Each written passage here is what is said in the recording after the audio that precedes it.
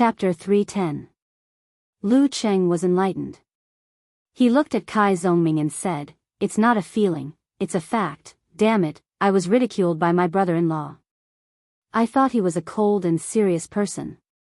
Kai Zhongming chuckled. With his back to Lin Kai, he raised his eyebrows and said, "Cheng, go. Beat him up." He knew that at this distance, no matter how low his voice was, it couldn't escape Lin Kai's ears. He just wanted to be funny and liven up the atmosphere. "You're making it sound like a dog biting someone." Lu Cheng looked at him with disdain. "Why don't you do it yourself?" "Do it myself? Then should I beat him up? Or should I ask for a beating?" Kai Zhongming spread his hands. I thought of that joke. A hunter hunting a bear." Lu Cheng pursed his lips and held back his laughter. He didn't continue. Kai Zhongming was well informed about such jokes. He didn't need to finish listening to them to understand. He also trembled and almost burst out laughing. "Bitch," in his heart. At this time, Jilan finished the stone steps and stepped into the arena. She stood opposite Yenjika. Seeing her, Yenjika suddenly had an idea. Should she leave the arena now and give the opportunity to senior brother Li Mao to help him get rid of his worries and complete his reincarnation? In December last year, Li Mao was too nervous and lost to Jilan. That was why Songqing University Martial Arts Club's hope of advancing to the next round was lost. While thinking, she rejected the idea. She felt that it was too ritualistic. It was not only disrespectful to Jilan, but also put more pressure on senior brother Li Mao. Maybe it would be self-defeating. Just let nature take its course. Yenjika sighed silently. She seized the last bit of time to continue recovering her body. Although the battle just now didn't last long, the high-intensity battle with the senior professional ninth pin still took a lot of energy out of her. Especially during the process of painstakingly creating an opportunity, she was highly strung. Once it was over, it was inevitable that she would feel tired. When she exhaled a mouthful of turbid air, the referee raised his right hand and announced, "Begin the second round." When Jilan first collected information about Songqing University Martial Arts Club, she found that Yenjika didn't participate in the amateur ranking event in September. She had suspected that Yenjika might have surpassed the level of amateur first pin and would reach the level of professional ninth pin in late October. However, it seemed that Yenjika didn't sign up, which made Jilan uncertain about her speculation. She thought that she was overthinking. Unexpectedly, Yenjika really had the strength of professional ninth pin and even defeated the team leader Gu Yu in a head-on battle. The members of Songqing University Martial Arts Club were all monsters. Jilan changed her mind and chose the guerrilla fight that she was best at. She nimbly moved to Yenjika's side, slid close to her, and gave her a low kick, which made a crisp sound. Yenjika swung her right shoulder backward and pulled her body to face Jilan. She took advantage of the situation and whipped out her leg, which tore the air and made a sharp sound in the ring. Bang! When the two legs collided, Yenjika quickly swung her right leg back and used the momentum to punch Jilan's abdomen. Jilan knew how terrible the 24 blizzard strikes was. Once they collided, she immediately used the momentum to retreat. Her footwork was light and coordinated, leaving no chance for her opponent to follow up. Seeing this, Yenjika arched her feet and rushed forward silently, quickly chasing after her opponent. One of them retreated, and the other advanced. The distance between them narrowed quickly, as if they were dancing. During this process, Jilan changed her direction several times, but she was not as agile as Yenjika, who had begun to control her center of gravity. She could not get rid of her opponent and was about to be attacked. At this moment, she suddenly stopped, which made Yenjika unable to stop in time. Yenjika took a step forward, and the distance between them was less than an arm's length. With a bang, Jilan raised her right leg high and kicked her opponent's chin as fast as lightning. Her movement was like the kind of movement in dance where one would raise one's leg and press it against one's shoulder to stretch the ligaments. But such a fierce and fast force would hurt the body and make it unstable if one's ligaments, fascia, and muscles had not been trained to a certain level. This kick came suddenly and without warning, like an assassin's attack. Yenjika's back was covered in cold sweat, and she realized that she had been careless. In a split second, she used her waist as a fulcrum and leaned back, trying to avoid this dangerous kick. At the same time, she raised her hands according to her usual practice to resolve the follow-up killing move. Bang! The shadow of the kick flashed in front of Yenjika's eyes, and the sound of the wind hit her face. After the kick missed, Jilan exerted strength in her waist and back, pulling the right leg that was raised high, and made an aggressive axe chop, swinging it between her opponent's chest and abdomen. Serial kick technique. Yenjika half raised her body and raised her hands in time. One of her arms was raised to block the back of her opponent's Achilles tendon, while the other hand was empty and pushed to the side. As soon as the two sides touched, she lowered her arms to reduce the force. Together with the push from the side, she barely blocked the axe kick. Just when the spectators were relieved, Jilan took advantage of Yenjika's block and leaped into the air. Her left leg flew out and kicked at her opponent's body. Triple kick technique. Seeing that Yenjika couldn't raise her hands or legs to block the attack and was in imminent danger, she bounced her waist and straightened her body with great strength. Taking advantage of this momentum, she pulled back her arm that was blocking Jilan's tomahawk chop. With a flip and a push, she forcefully shook off Jilan and threw her far away, avoiding the fatal kick. After the 3 consecutive kicks failed to hit the target, Jilan immediately changed back to a wandering battle. She moved her legs and kept changing her position. From time to time, she would close in and kick, low, sideways, and roundhouse kicks. Yenjika also calmed down and countered the moves as they came, but she didn't give up the previous fighting style. Once she found an opportunity, she would chase and attack, but she was more cautious in her mind. During the chase and the exchange of blows, she locked onto her opponent again. Relying on her own flexibility, she gradually narrowed the distance between her and Jilan, making it impossible for her to get rid of her. Jilan gritted her teeth and suddenly jumped up. She kicked her legs quickly, fiercely, and fiercely. "I've been waiting for you." Yenjika had watched Jilan's competition videos and had the previous experience, so she was prepared for this. Her spine suddenly bounced like a dragon breaking out of its shackles. She stretched her muscles and bounced her waist and back, forcibly changing her center of gravity.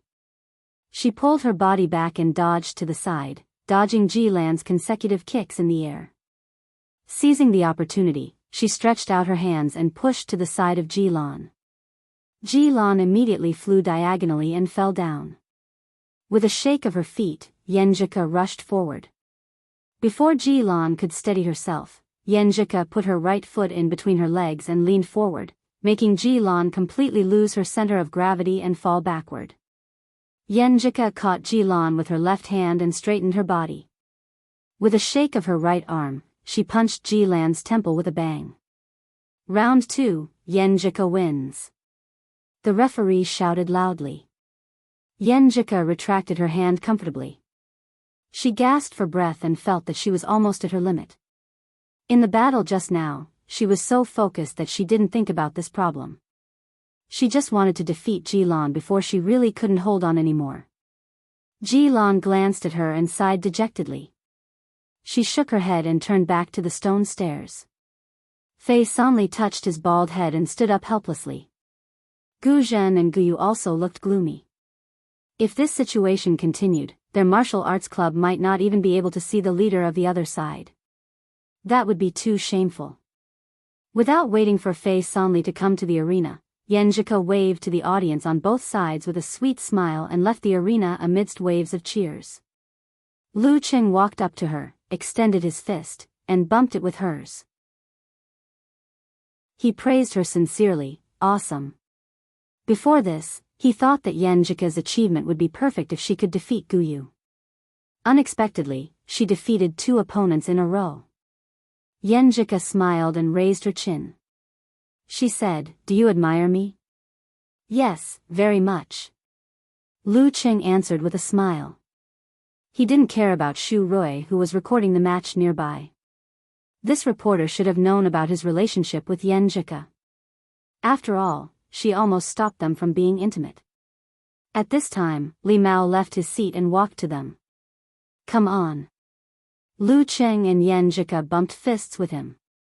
Since Li Mao and Fei Sanli were new to the arena, they didn't need to recover their strength. The referee asked the staff to clean up the arena. Li Mao stood in a clean and empty place. Looking at the bald martial artist not far away, he couldn't help but think of the past. He sighed. At that time, he was trembling with fear and nervousness.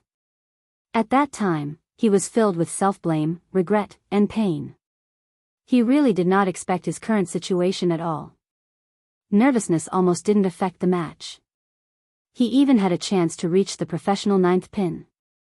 He closed his eyes and recalled Coach Shi's consolation and guidance, Lu Cheng's persuasion and encouragement, and the understanding and support of the special training members of the martial arts club. Thank you all. At the home team seats, Lu Cheng sat down with the exhausted Yen Jika and looked up at the arena. What is senior brother Li Mao thinking about? He saw Li Mao with his eyes closed and gossiped out of boredom. Kai Zhongming took the initiative to answer, maybe he's thanking the country, the TV station, Songqing University, or something like that. Don't talk nonsense. Lu Cheng glanced at him. You know it's nonsense. We can't read senior brother Li Mao's mind. How can we know what he's thinking? That question of yours was wrong to begin with. Kai Zhongming chuckled. After listening to their crosstalk for a while, Yen Jika leaned over and whispered in Lu Cheng's ear, do you think senior brother Li Mao can win? There's hope. Although senior brother Li Mao has only started the internal training method for a month and is still at the level of a strong amateur first class, and Fei Sanli is almost at the level of a professional 9th class fighter. But he participated in the ranking event and fought a few days of high-intensity matches, so he won't be in good condition. Let's say 60-40. Senior brother Li Mao, 40-40. Lu Cheng analyzed. It sounds like you want senior brother Li Mao to lose? Yen Jika opened her eyes and said with a smile. If he loses, I'll have a chance to fight. Lu Cheng said with a smile. Yen Jika pursed her lips and looked at him from the corner of her eyes. She said with a smile, is it interesting for you to bully a potential professional 9th class fighter after a hard fight? Lu Cheng thought for a while and sighed while covering his face. It's not interesting. Chapter 311. When the ring was cleaned, the referee let Li Mao and Fei Sanli get closer to each other. Then he raised his right hand and announced the start of the match. Li Mao had succeeded in meditating for several months now. He no longer had a superficial understanding of the 24 blizzard strikes. He was ready in both form and spirit. Therefore, he took the initiative to step forward, trying to seize the opportunity to attack and find an opportunity to use his moves. At this moment, his body was slightly trembling with a little bit of nervousness. But this was not the abnormal behavior that affected his judgment. It was the normal psychology of wanting to win and fearing to lose, which stimulated the secretion of hormones and nerves. Fei Sanli had anticipated Li Mao's opening attack. He didn't play guerrilla warfare or avoid the sharp edge of the 24 blizzard strikes. He lowered his head and bulged his muscles. He turned into a bison and rushed to meet Li Mao's attack. His bald head reflected the light in the room, creating a bit of ferociousness. When the two were about to collide, Fei Sanli suddenly turned sideways, raised his left arm, and waved his elbow to hit Li Mao's chest. Li Mao was not in a hurry. He visualized the mega avalanche and raised his arms, one supporting and the other pushing. He firmly blocked Li Mao's elbow attack and took advantage of the momentum to tighten his waist and back, ready to counterattack with his leg. But Fei Sanli was not easy to deal with. He followed Li Mao closely. With the help of the collision, he swung his waist and waved his right fist toward Li Mao's face, aiming at the bridge of his nose and the space between his eyebrows. Li Mao straightened his spine and channeled his strength to shoot out his left arm to block in front of his face, firmly protecting himself. Bang! The punch made a muffled sound and stirred up the wind. At this distance, Li Mao's eyes were the first to be affected. He subconsciously became weak to avoid the wind blowing in and irritating his eyes. This was the effect Fei Sanli wanted to achieve. While Li Mao's line of sight was blocked, he used his left elbow as a fulcrum to fling out his forearm. He spread his 5 fingers and fiercely and quickly slapped Li Mao's throat. Originally, he could have used this move from the very beginning, but he patiently waited until the enemy's eyes were blown by the wind, then he leisurely used it. For a moment, Li Mao couldn't see clearly and lost confidence in his judgment. He couldn't help but feel a little scared. He didn't dare to take the blow head-on. He exerted strength in his legs and jumped back a big step. He quickly adjusted his muscles in an attempt to control his center of gravity in the shortest time possible. How could Fei Sanli let go of this opportunity? Since his attack missed, he quickly closed in on his opponent. Then, with a burst of strength from his shoulders, he turned his palms into knives and chopped down from both sides. Li Mao had just steadied himself and opened his eyes again. He didn't have time to dodge, so he could only shake his arms and swing them out to meet the enemy's palm blade. During the exchange of blows, Fei Sanli's palm blade changed from a chop to a press. He pulled his waist, thighs, and pulled out his left foot, straight between his opponent's legs. Pa! His left leg tightened into a whip, tearing the air along the way, making Li Mao's hair stand on end. He suddenly turned his waist, the lower half of his body diagonally facing the enemy. Then, he lifted his right leg and bent his knee for a short strike. This series of attacks caused him to be a little flustered and frightened. Fortunately, he did not lose his composure and was unable to respond in time. Bang! In the muffled sound, Li Mao borrowed strength and kicked his right foot down. He was about to lean forward and punch to counterattack with the momentum of brutal blizzard. However, when Fei Sanli saw that he could not succeed, he sensibly dodged and circled behind Li Mao, not giving him a chance to counterattack. Seeing this, Li Mao restrained his impetuous feeling and calmed down. He adjusted his position and countered the attacks as they came, but at the same time, he did not forget to look for opportunities to create a situation suitable for himself. Pa pa pa. Bang bang bang. The two sometimes fought hand-to-hand and sometimes separated. Fei Sanli was shrewd and sleek, firmly controlling the rhythm and not letting Li Mao use 24 blizzard strikes more than twice. They fought fiercely for several minutes, which made the students feel satisfied. From time to time, they blew their trumpets and banged their inflatable hammers, as if they were here to celebrate a festival. Li Mao thought that Fei Sanli had only played a few matches of professional ninth pin and had only recovered for less than a week, so he did not rush to attack. He fought in a well-behaved manner, waiting for an opportunity to come. While they were fighting, he suddenly saw the bald man's knees soften and his sliding step stagnate. Opportunity. Li Mao was refreshed. He took a big step forward, exerted strength under his feet, spread his right arm, and blasted a blast punch forward. Fei Sanli quickly lowered his center of gravity and raised his arms to block. Bang! Li Mao's right fist failed to break the opponent's stance and bounced back. But in his mind, he had already visualized the scene of a blizzard. He slightly changed his posture, adjusted his muscles, and used the force to shake out his left arm. He stabbed at the enemy's throat like a big gun. Fei Sanli's eyes did not move, but his other hand clenched into a fist and punched back the blow. The brutal blizzard did not stop once it started. Li Mao took advantage of the situation and kicked with a whistling sound. But right at this moment, his thighs suddenly felt sore and weak. His strength paused, and he almost fell down. Fei Sanli smiled and leaned forward.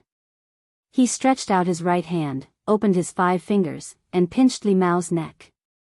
Humph, who doesn't know that 24 blizzard strikes is a test of endurance?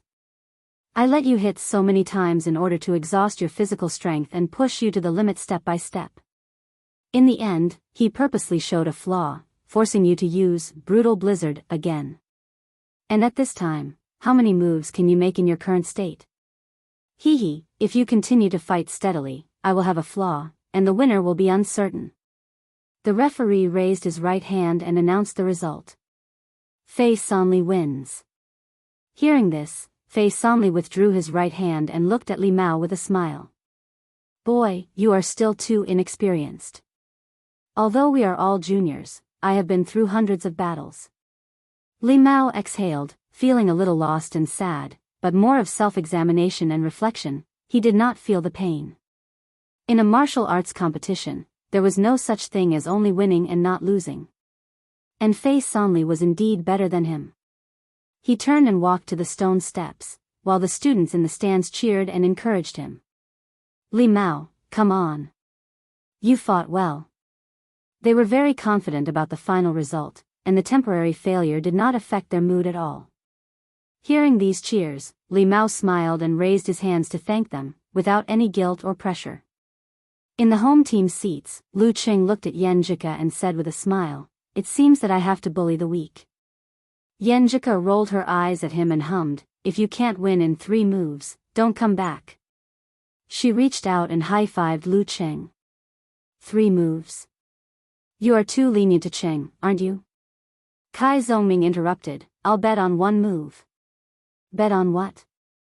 Lu Qing did not rush to the arena, but bumped fists with his team members one by one. Kai Zongming said without hesitation, bet on my integrity. Don't you go easy on me. Forget it. What's the point of betting on something you don't have? Lu Qing tidied his sleeves and walked to the stone steps. Seeing him, the whole stadium suddenly became noisy. Yan Shaoling standing in the aisle, Zhao Cheng, Li Liantong and the others in their seats all raised their voices and shouted a name. Lu Qing. The sound was overwhelming, as if they were welcoming their hero. Lu Qing waved his hand and walked along the road to the stone steps. Mu Jinyan in the stand stamped his feet and complained that Coach Shi did not let Lin Ke go. Standing in front of Fei Sanli, Lu Qing looked calm and his eyes were clear. He smiled and said, "Don't worry. I'll do my best." This was the respect for the fighter. Don't worry. I don't F** King feel relieved at all. Please, don't respect me. Fei Sanli took a deep breath and saw the referee raise his right hand again. He shouted, "Start." He did not even bother to say which round it was. Anyway, it was the last round. Fei Sanli knew that he was exhausted and did not struggle. Anyway, it was not shameful to lose to Lu Qing. Even in his best condition, there was a huge gap between him and Lu Qing, let alone now. He abruptly took a few steps forward, swung his arm, and punched out powerfully. Lu Qing smiled. He opened his right hand and grasped Fei Sanli with his palm. When they touched, Lu Qing suddenly reversed his qi and blood and condensed them in his lower abdomen. Fei Sanli suddenly felt his fist sinking into nothingness. It was soft and powerless. Then he saw the enemy's arm bulging and felt a violent and majestic force surging toward him. It was as if he had encountered a real dragon that had ascended to the sky. Lu Qing's dantian qi gushed out. He swung his waist and back, shook his arm and threw Fei Sanli high into the air. Fei Sanli entered the state of cloud riding without resistance. He quickly adjusted his center of gravity and tried to stabilize his body. But he was surprised to find that he did not lose his balance at all. He just flew up. Bam! He landed firmly on the ground and saw the edge of the arena. He saw it from the outside. He was thrown out of the arena from the center position. He did not know how many meters he flew, but his center of gravity was stable and he did not stagger. His ability to lift something heavy as if it were light was simply terrifying. Fei Sanli looked up in surprise and saw Lu Qing had put away his stance and was standing there leisurely. At this time, the referee announced the final result. Lu Qing wins. Songqing University Martial Arts Club wins. The students were stunned by the scene just now. They had a feeling that it was unscientific. Only when they heard the referee's voice did they come back to their senses. They blew their small trumpets to create a lively atmosphere. When Lu Qing turned around and left the arena, they shouted in unison, "Lu Qing! Lu Qing! Lin Ke! Lin Ke! Songqing University!" Songqing University. Enjoying the atmosphere, Lu Qing returned to his seat and said to Yan Zhika with a smile, "One move." Yan Zhika snorted and turned her head with a smile. Then she looked at the arena and both sides. She suddenly thought of the next division and the final round in April next year. At this time, Xu Rui came over with her team to record the details of their celebration. "Lin K, I rarely see you play with your phone." She glanced at the expressionless young man who was typing on the screen. Lin K looked at her and did not answer. He continued to type in the search box. "What's the joke about the hunter and the bear?"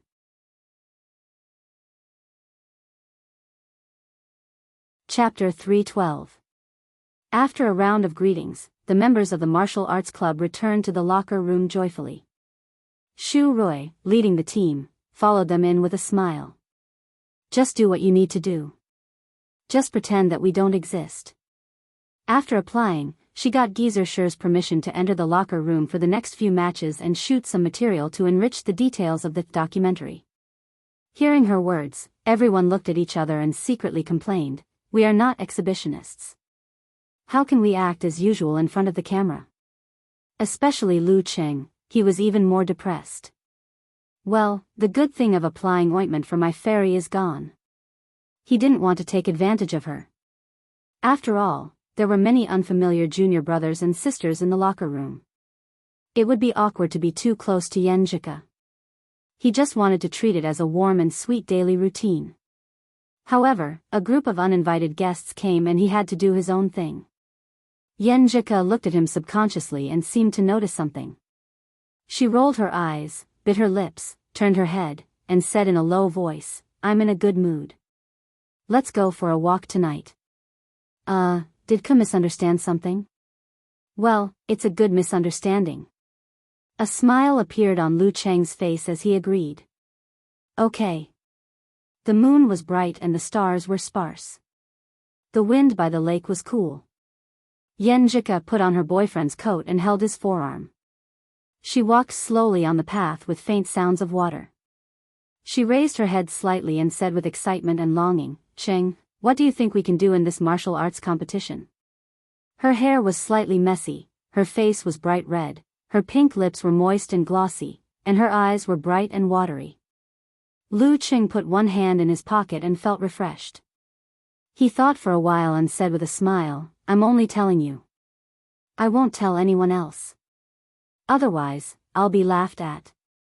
My goal is to be the champion, the national champion." "What a coincidence." "Me too." Yan Zhika replied with a smile and a look of surprise in her eyes. She raised her voice at the end. "I know Shanbei is very strong, Capital College is strong, Huahai and Guangnan are not weak either. In other people's eyes, they can firmly suppress us. But I still want to win and I think we have a chance to win." Lu Qing didn't hide his chest in front of his girlfriend. "That's right, next April, who knows how much you and my brother will grow. But we can't be careless. It's said that Chu Hui of Sanjiang has become much stronger, and Shannon is not easy to deal with." The two of them walked along the lakeside and weaved their future together. They were in high spirits and seemed to have endless topics to talk about. As they approached the long bridge, they suddenly saw a familiar figure standing by the railing of the wooden platform. "Ah, Qing." Yan Zhika tried to call her with uncertainty. Gua Qing turned around abruptly and wiped the corners of her eyes in a panic. She laughed dryly and said, "Ku, Cheng, what a coincidence. I thought I recognized the wrong person." Yan Zhika chuckled at first. Then she noticed that something was wrong with Qing and asked with concern, "Qing, what's wrong?" They were all crying. Gua Qing lowered her eyes and clenched her fists. I don't want to. I want to quit the special training." Lin Sanjiu was thinking if she should ask Cheng to leave first so that Qing wouldn't feel embarrassed to talk to her. "You don't want to join the special training? Why?" Yan Zhika blurted out. Lu Cheng was also surprised.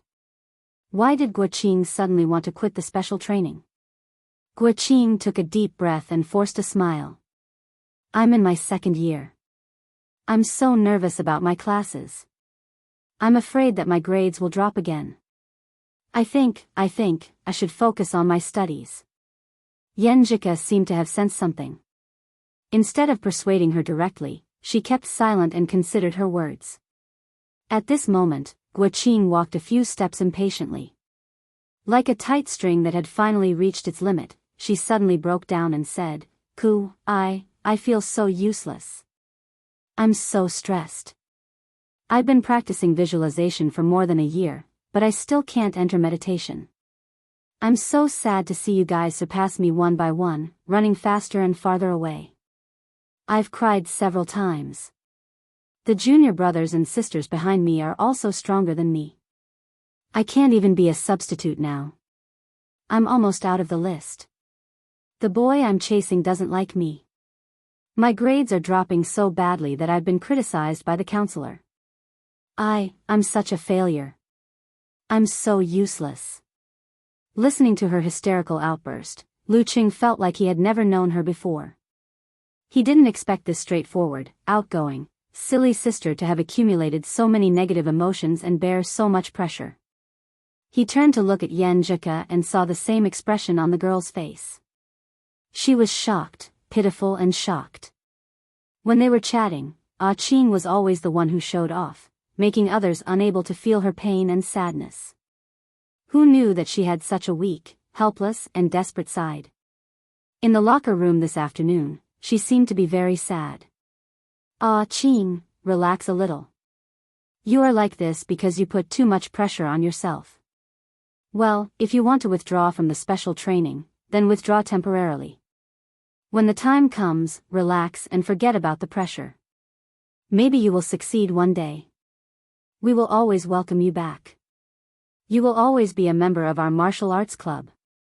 Yenjika bit her lower lip and said in a soft voice. She comforted her in a way that didn't irritate her and made some suggestions. Guoqing wiped her face with tears in her eyes and said with a bitter smile, "Ku, you don't need to comfort me. I've vented and I feel much better. I finally understand that people are different. Maybe I'm not talented enough to walk this path. Anyway, I'm in my 3rd year of the amateur career now, so I have more assurance in finding a job. I'll still come to the martial arts class twice a week, but I have to pay more attention to my studies." She sniffed and continued, "I won't be in the special training team anymore, but I'll cheer for you in the stands. I'll be proud of your grades." Guoqing became more and more confused. Finally, she stopped talking and pointed to the bridge. "I'll go back first. If I didn't have hope, I wouldn't be so sad now. If I'd been like Sister Xiaowen and the others from the beginning and just wanted to get the amateur certificate, I'd definitely stay in the special training team." "Ku, Cheng, everyone, I'm sorry, I'm a deserter." Lu Cheng and Yenjika had no experience in this kind of situation, so they didn't know how to persuade her. They could only watch Guoqing leave in a hurry. Lu Cheng turned his head to look at Yenjika with mixed feelings. He found that Yenjika also looked gloomy. She had been pursing her lips and was very depressed. He hugged the girl and comforted her. "Ku, don't be sad. Didn't you say that there are 2 kinds of friends? One is the kind that you can be friends with for a lifetime, and the other is the crossing line. After a certain period of time, you'll gradually drift apart." Like other people in Guoqing's dormitory, he still chatted with Chang, old Xiu, and model worker from time to time, but he was completely unfamiliar with their faces. Although this was the first and possibly the last dormitory in his college career. Yenjika buried her face in his shoulder and hit him lightly. She said in a muffled voice, "Don't talk. I know the reason, but I still can't help but feel depressed and sad." Lu Qing stroked her back gently and looked at Guoqing, who was getting farther and farther away. Suddenly, a song came to his mind. Although it was not so suitable, it was still a little appropriate. There are thousands of doors, but there is always one who has to go first. Alas, for this rare reunion, we must leave the best and most profound memories. We must win the championship of the National University Martial Arts Competition once. Guoqing's withdrawal surprised and shocked Li Mao, Sun Jian, and the others. The depression lingered in the special training team for a long time. But after a week, when the second round of the knockout competition was over, everyone had almost forgotten about it when they enjoyed the victory and ridiculed Kai Zhongming's performance. They no longer mentioned Guoqing. This was cruel, but this was the reality. Everyone adjusted their mood and moved forward. They easily passed the third round of the knockout competition and entered their group. The first game was an away game against the seeded team of their group, Shannon University Martial Arts Club. On Saturday morning, the high-speed train drove out of the station. Lu Cheng and the others sat separately, either looking out of the window at the fast-passing scenery or whispering about their opponents. The first strong opponent of this competition was coming.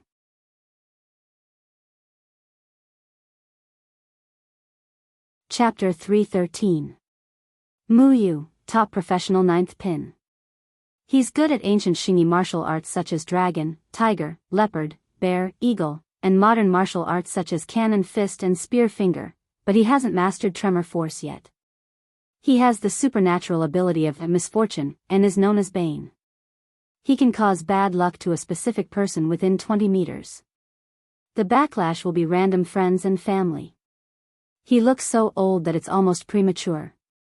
His nickname is Old Man Mu. Lin Xiaoji, female, top professional 9th pin.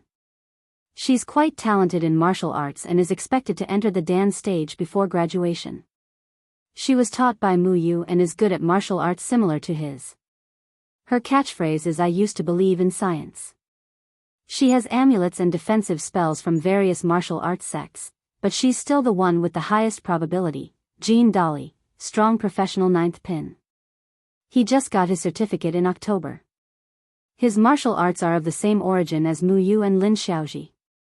His fighting style is relatively aggressive and he likes to court death. His family is in engineering and he likes to race. He often rides a heavy motorcycle to school. He's easygoing and a little hyperactive.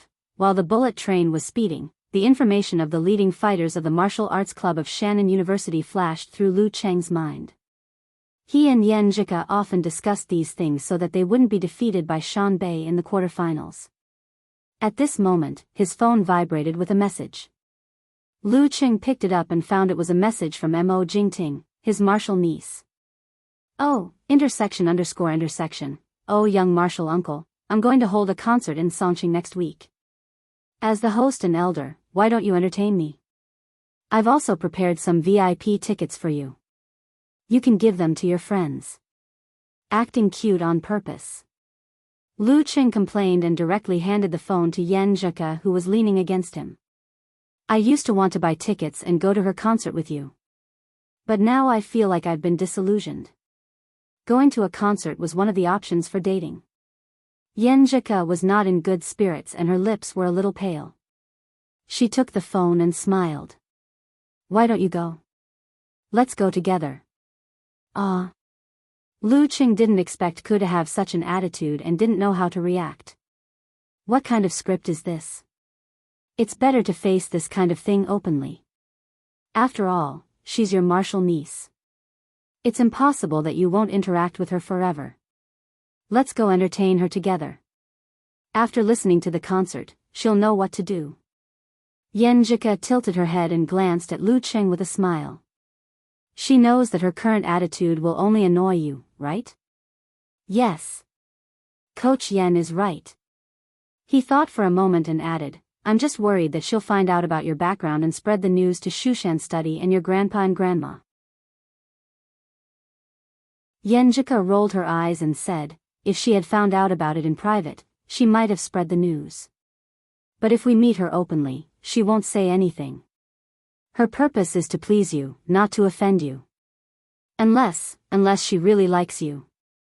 Being glanced at by her with a smile that was not a smile, Lu Cheng hurriedly said, how is that possible? Someone like her who works in the entertainment industry has long since stopped liking such things. He took the phone and replied to the message. If you have time to go out of school, my girlfriend and I would like to invite you to try out the specialty of Songqing. A few minutes later, Mo Jingting sent a message. Okay. I'm looking forward to it. Tell her for me. How should I call her?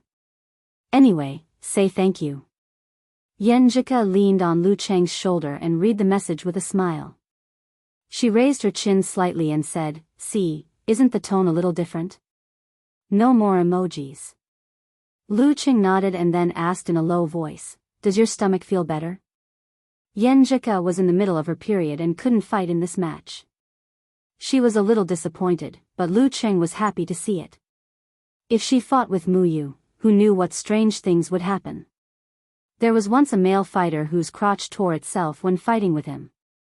A gentleman should be magnanimous. Damn it, please don't do anything bad, or it will be a black mark for the rest of my life. Lu Cheng thought with fear. Much better. I felt better before we left. Your ginger tea is very comfortable. Yenjika played with her boyfriend's fingers and looked at the desolate early winter scenery outside. When it was almost noon, the high-speed train arrived at the station. The members of the martial arts club gathered in front of the gate. This time, they didn't have a car to pick them up like in the preliminaries. They had to take separate taxis. Is there anyone with a bad sense of direction? As the club president, Kai Zongming asked carefully. Me.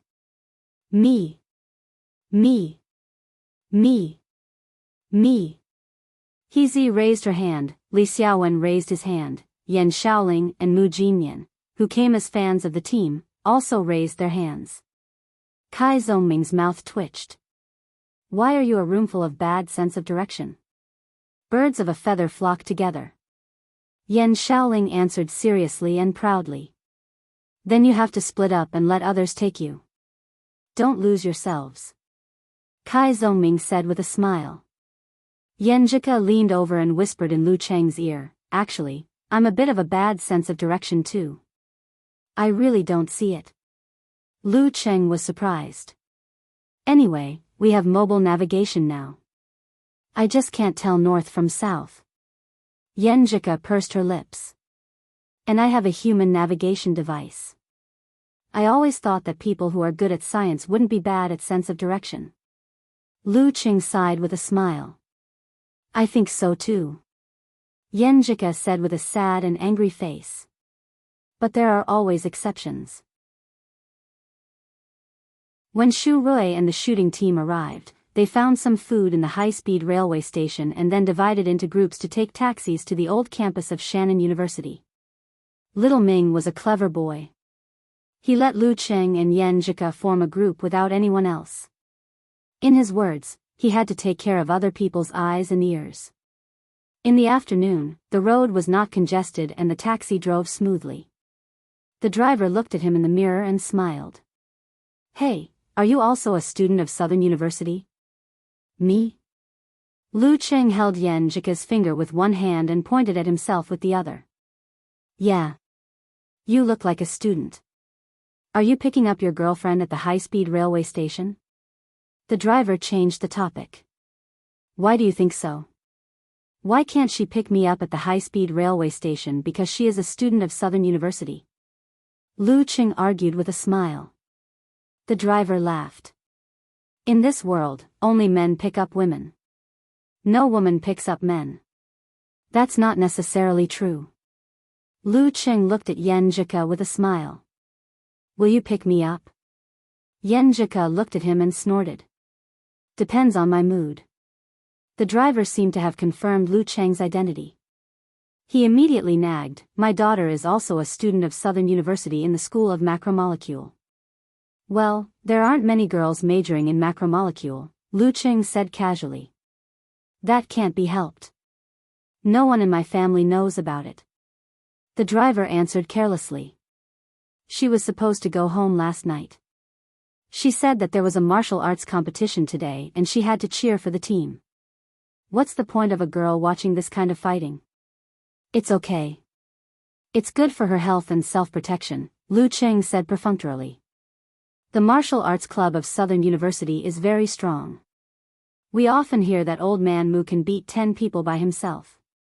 The driver didn't care about Lu Cheng's opinion and continued with a smile. Mu Yu. He has a supernatural ability and is known as the Bane. Lu Cheng added with interest when hearing about martial arts. Yenjika also listened with great interest. Yes. The driver was more convinced of Lu Cheng's identity. You also like martial arts competitions? After chatting for a while, Lu Cheng and Yen Zhika had a good impression of the martial arts atmosphere of Shannon University. The driver almost introduced his daughter to them. At the north gate of the university, the martial arts club gathered. They walked through the road with dozens of hundreds of old trees and arrived at the stadium. There was still more than an hour before the competition started. There were only a dozen students doing exercises in the stadium. Fortunately, the receptionist of the martial arts club of Shannon University had already talked to Li Xiaowen. He waited by the door and led them into the visiting team locker room. At the door of the strength training gym, a tall figure looked at the scene and sighed. Songqing University is early. She had a high ponytail and looked clean and fresh. However, she was wearing gaudy clothes, such as Buddhist beads, Taoist symbols, crosses, Arabic and so on. She was Lin Xiaoji, one of the leading members of the martial arts club of Shannon University. She was a little unsettled because of the upcoming battle, so she decided to come to the martial arts club in advance to do some warming up. Lin Xiaoji walked to the locker room of the home team with the key in her hand. She turned the key and found the door was already open. She pushed the door open and saw old man Muyu, who looked like a man in his 40s or 50s. His hair was sparse. "Captain, you're early too?" Lin Xiaoji blurted out in surprise. Muyu lowered his hands and leaned forward. He sighed and said, "I'm a little nervous, just like last time when we were fighting against Shanbei. Double Dan stage, one at 7 and one at 8. It was almost the same as last year's Shanbei." As soon as he finished speaking, the door of the locker room was pushed open again. Jean Dolly walked in with a hippie hairstyle. He was startled and said, "Damn, there's someone even earlier than me. Why are you all here?" "We're just worried about this match. If we lose, we'll probably face Shanbei in the quarterfinals." Lin Xiaoji didn't hide her emotions. But she quickly adjusted and smiled again. "But we still have a chance. First, they might be careless and only send one of them, Lin Ke or Lu Cheng." "Impossible. This is a crucial match." Muyu denied. "Second, they're still training their substitutes. The first one to fight will definitely not be Lu Cheng or Lin Quebec. And they're probably worried about your supernatural ability, so they'll send Lu Cheng, who has insane stamina, to hold the line. In this way, as long as Xiao Jin and I can finish off their first fighter quickly, we can take turns to fight Lin Quebec.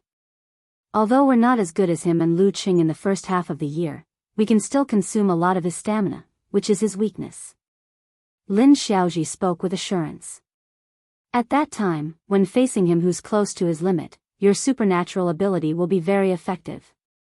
You won't consume too much of your stamina, so there's hope for you to fight Lu Cheng.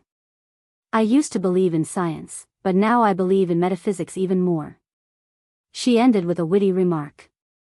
"But the substitutes of Songqing University have all grown up. It won't be easy to finish them off quickly." Muyu sighed again. Lin Xiaoji smiled and said, "That's good. I haven't had a chance to use the new thing I've learned. Besides, the outside world thinks Songqing University will win. They think we can't win.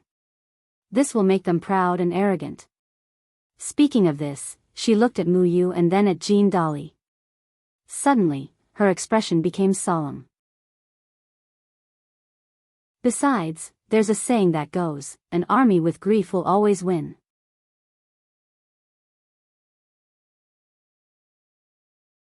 Chapter 314. When the match was about to start, Geyser clapped his hands in the visiting team's locker room to wake up the members who were resting with their eyes closed. "It's almost time. Get up and get ready. When we play Shanbei, we have to extort some money from the stingy school. We have to go there one day earlier. We can't be so tired again." The martial arts club still had some funds left, but it was rare to ask for money openly. Geyser certainly didn't want to miss this opportunity, especially since he could stimulate the principal and find an excuse to drink with him. Starting from the group stage, Songqing, which didn't perform well last year, would play away games all the time, even if it was the first versus the second in the quarterfinals. This made Li Liantong, Zhong Yanru and other students feel very regretful because they couldn't witness the victory in the Songqing University Martial Arts Club and cheer for them together. Lu Cheng and Yan Zhika were full of motivation when they chatted in secret. They wanted to fight for more home games next year. Coach Shi, I'm afraid the school will give us money to stay in the guest house. Kai Zhongming moved his body and talked nonsense. How dare they? Geezer Shi scolded with a smile. Are they trying to dismiss a beggar? Either they don't give us money, or they should be more straightforward. Speaking of this, Li Xiaowen opened the door and smiled gently. Coach Shi, the supervisor is asking for the match list. Isn't it simple? Geezer Shi looked around at Lu Cheng and the others. We can't fail at such an easy task, right? Lu Cheng and Lin Ke will play together today. Hearing this, Lu Cheng couldn't help but look at Lin Ke, only to see his brother-in-law was also looking at him. When their eyes met, they felt the eagerness of each other. This was the first time that the two leading members of the martial arts club would play together this semester. Lu Cheng and Yan Zhika looked at each other and smiled. They had a tacit understanding. They had been sure of this for a long time. Li Mao, Lin Hua, and the other members were relieved and became more certain. They were afraid that Coach Shi would be so capricious that he had to train the substitutes at this time and only send one leading member. But Geezer Shi suddenly changed the topic. Shannon is not that great of an opponent. We still need to accumulate actual combat experience as much as possible. In this case, Brat, you'll be the last. Otherwise, it'll be boring for others to just watch. His words made the crowd burst into laughter. They were all deeply impressed by Lu Cheng's abnormal physical strength. Yes, master. Lu Cheng smiled and answered in a light tone. Now that he had formally become Geezer Shi's disciple, he could openly call him Geezer Shi. As for the other one, we'll follow the principle of taking turns to fight. Sun Jian, you'll take the lead. Without hesitation, Shi Jiangwo casually chose the most senior member of the martial arts club. With Lin Ke and Lu Cheng behind him, Sun Jian had no qualms about being the vanguard. This time, I'm not afraid of not having a chance to go on stage. Puff. Lu Cheng couldn't help but laugh as he turned his head. This was the joke everyone used to make fun of senior brother Sun Jian during the preliminaries in the first half of the year. He actually still remembered it. Yan Zhika also covered her mouth and giggled.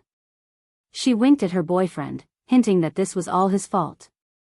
She was in high spirits because even if she was in good condition, it seemed that she would not have the chance to compete today.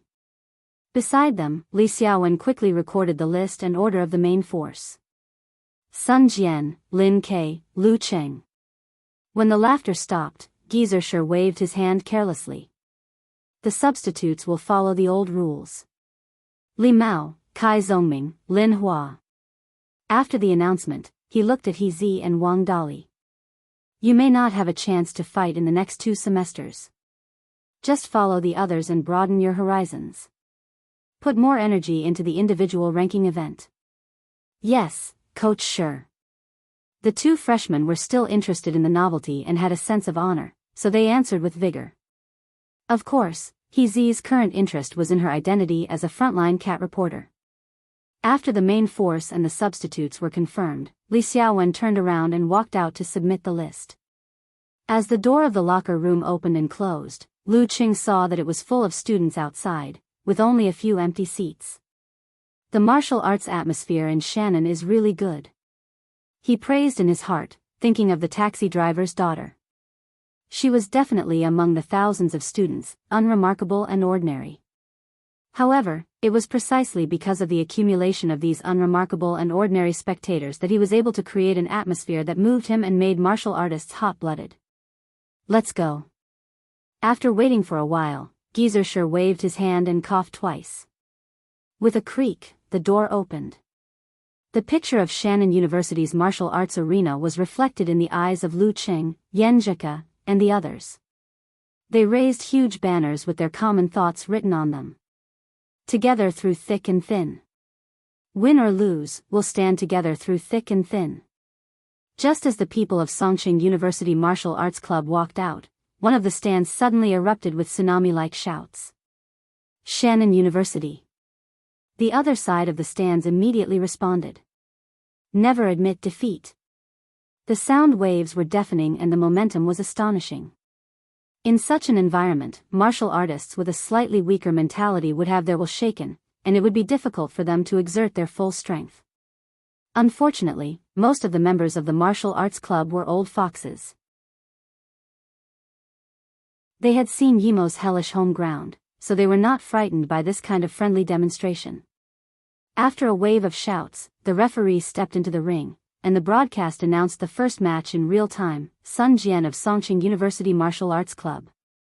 Shannon University Martial Arts Club.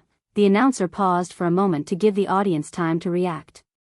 Then he shouted at the top of his voice, Lin Xiaoji. Lin Xiaoji. The students responded with the greatest enthusiasm and excitement. This made them look like they had the upper hand, and not the home team that everyone thought had little hope of winning. Lin Xiaoji. Lu Qing murmured thoughtfully. In his and Ku's opinion, apart from supernatural ability, Lin Xiaoji was probably stronger than Mu Yu in terms of martial arts. There was a great chance that she would enter the Dan stage next year. I always feel that senior brother Sun's luck is not very good. Yan Jika whispered in his ear, pursing her lips and laughing. You can't say that. Seeing the full power of a top professional ninth pin will be very helpful for him to get the professional certificate. Lu Qing said seriously and then joked, at least he didn't meet Mu Yu directly, right? Sun Jian didn't hear their discussion. He bumped his fists one by one and strode to the arena with his head held high. Standing on the right side of the referee, he saw Lin Xiaoji stopping in front of the stone steps. She took off the Buddhist prayer beads, small crosses, and Taoist amulets one by one and handed them to the match supervisor. She really lives up to her reputation. Sun Jian exclaimed. Then he opened his eyes wide because Lin Xiaoji wasn't done yet. She took out a tantric dharma bell from her pocket, rolled up her trousers, untied the red string with strange characters written on it, and took out a lucky star from her hair. Damn, how many things did she hide? Is this necessary? Is she a metaphysical martial artist?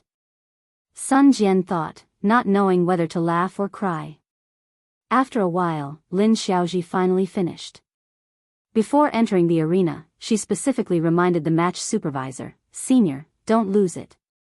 I have a feeling that our captain is going to make a big move tonight. I don't want to be an unlucky kid. After nagging, she finally came to Sun Jian and apologized with a sincere smile. The corner of the referee's mouth twitched and he announced the start of the conversation. Let me ask you, do these things work? Sun Jian couldn't hide his curiosity and asked. He didn't want to provoke her with words. He had to maintain his composure in front of a girl. Lin Xiaoji nodded sincerely. They work. I tested it with my flesh. When I wasn't wearing these, my captain's counterattack would randomly hit me 7 or 8 times out of 10. Now, it's only 4 times out of 10. I used to believe in science, but now I really believe in this. Why do I hear an unbearable past? Sun Jian looked at the other party sympathetically and pondered for a moment before saying. Lin Xiaoji opened her mouth as if she wanted to talk about her past sufferings, but in the end, she only said, sigh. Sun Jian didn't say anything more to avoid being affected by bad luck. Lin Xiaoji seized the time to get used to the situation without the amulets. In the quiet atmosphere, the referee raised his right hand and started the focus of the match. Begin. Lin Xiaoji arched her back and the muscles on the soles of her feet stretched and bounced. She shot out like a beautiful and dangerous cheetah. She was so fast that Sun Jian couldn't react in time. However, Sun Jian didn't retreat. Instead, he moved forward. Most of the audience was stunned. He rushed toward his terrifying opponent as if he wanted to fight head-on. Seeing that they were about to meet, he stomped on the ground with his right foot and used a strange technique to change the direction of his body like a catapult. He strangely circled to Lin Xiaoji's side. Catapult body movement of modern Xingyi. Bam! Sun Jian straightened his knees and waist, swung his shoulders and arms, and hit the best forward punch in a while. He tried his best to gain the upper hand and didn't give his strong opponent a chance to catch her breath. Lin Xiaoji suddenly bounced her spine and forcibly changed her center of gravity. She changed her position and stabilized her body. She shook her left arm and swung it in the opposite direction. It was heavy and powerful. Bam! With a loud bang, Sun Jian took a step back and removed part of the force. He borrowed part of the force and jumped forward. Half-step crushing punch. Brutal blizzard came with a roar. Facing this, Lin Xiaoji didn't change her expression. She suddenly took a deep breath, her face turned red, and her temples bulged. Then she swung her body and hit the powerful modern blast punch. Bam! Her fist trembled and swayed in the air as if it was affected by the wind. Bam! Their fists hit each other with a roar. Sun Jian's vision blurred and he felt a strong shock wave sweep over his whole body. His qi and blood were rolling, his internal organs were uncomfortable, his muscles, tendons, and bones were trembling, and he couldn't exert force. Bam! Lin Xiaoji seized the opportunity and stepped forward. Her eagle claw reached out and stopped in front of Sun Jian's throat. Round 1, Lin Xiaoji wins. The referee announced loudly. Tremor punch? Yenjika straightened her back and muttered to herself. She subconsciously glanced at her boyfriend beside her. Lu Qing nodded to her, indicating that it was true. Lin Xiaoji's modern blast punch had developed the tremor force. This was something new that she hadn't shown before. While Li Mao and the others were still in shock, Lin Ke stood up with an expressionless face and tore off his overcoat.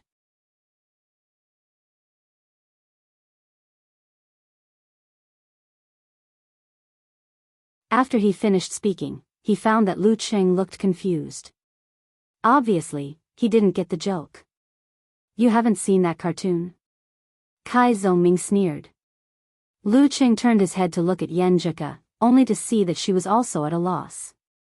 She shook her head blankly, indicating that she didn't know what the joke was either. Maybe it's an old anime. She looked up and made a judgment. Understood. Lu Qing nodded solemnly and turned to reply to Kai Zhongming. Uncle, I'm sorry. We're too young to watch such an old anime. F***ck. Little Ming almost choked on his words. Their relaxed attitude affected Li Mao, Wang Dali, and the others. They recovered from the shock of Lin Xiaoji's tremor force. That's right, what's so great about tremor energy? Both of our leading members of the martial arts club know how to use it. At this moment, the referee waved his right hand, and his voice suppressed the rolling waves. Second round, start. The word start was still echoing. Lin Ke suddenly withdrew and expanded his qi, and directly broke out the dance stage. Bang! The place where he stood seemed to explode, and countless fragments flew out. He grew taller and fiercely pounced on Lin Xiaoji. With just one pounce, the several meters between them disappeared. Lin Xiaoji was just thinking about it when she saw a figure like a meteor falling from the sky, like a god descending on earth, rushing at her with the momentum of Mount Tai. So fast. So fierce. So direct. In a split second, she didn't panic and calmly made a judgment. She swung her center of gravity backward, swung her waist and back, and nimbly and quickly retreated a few steps. These few steps were in both form and spirit, like a tall antelope. Her footing was very stable, and her body didn't sway, mixed with some of the heaviness of elephant form.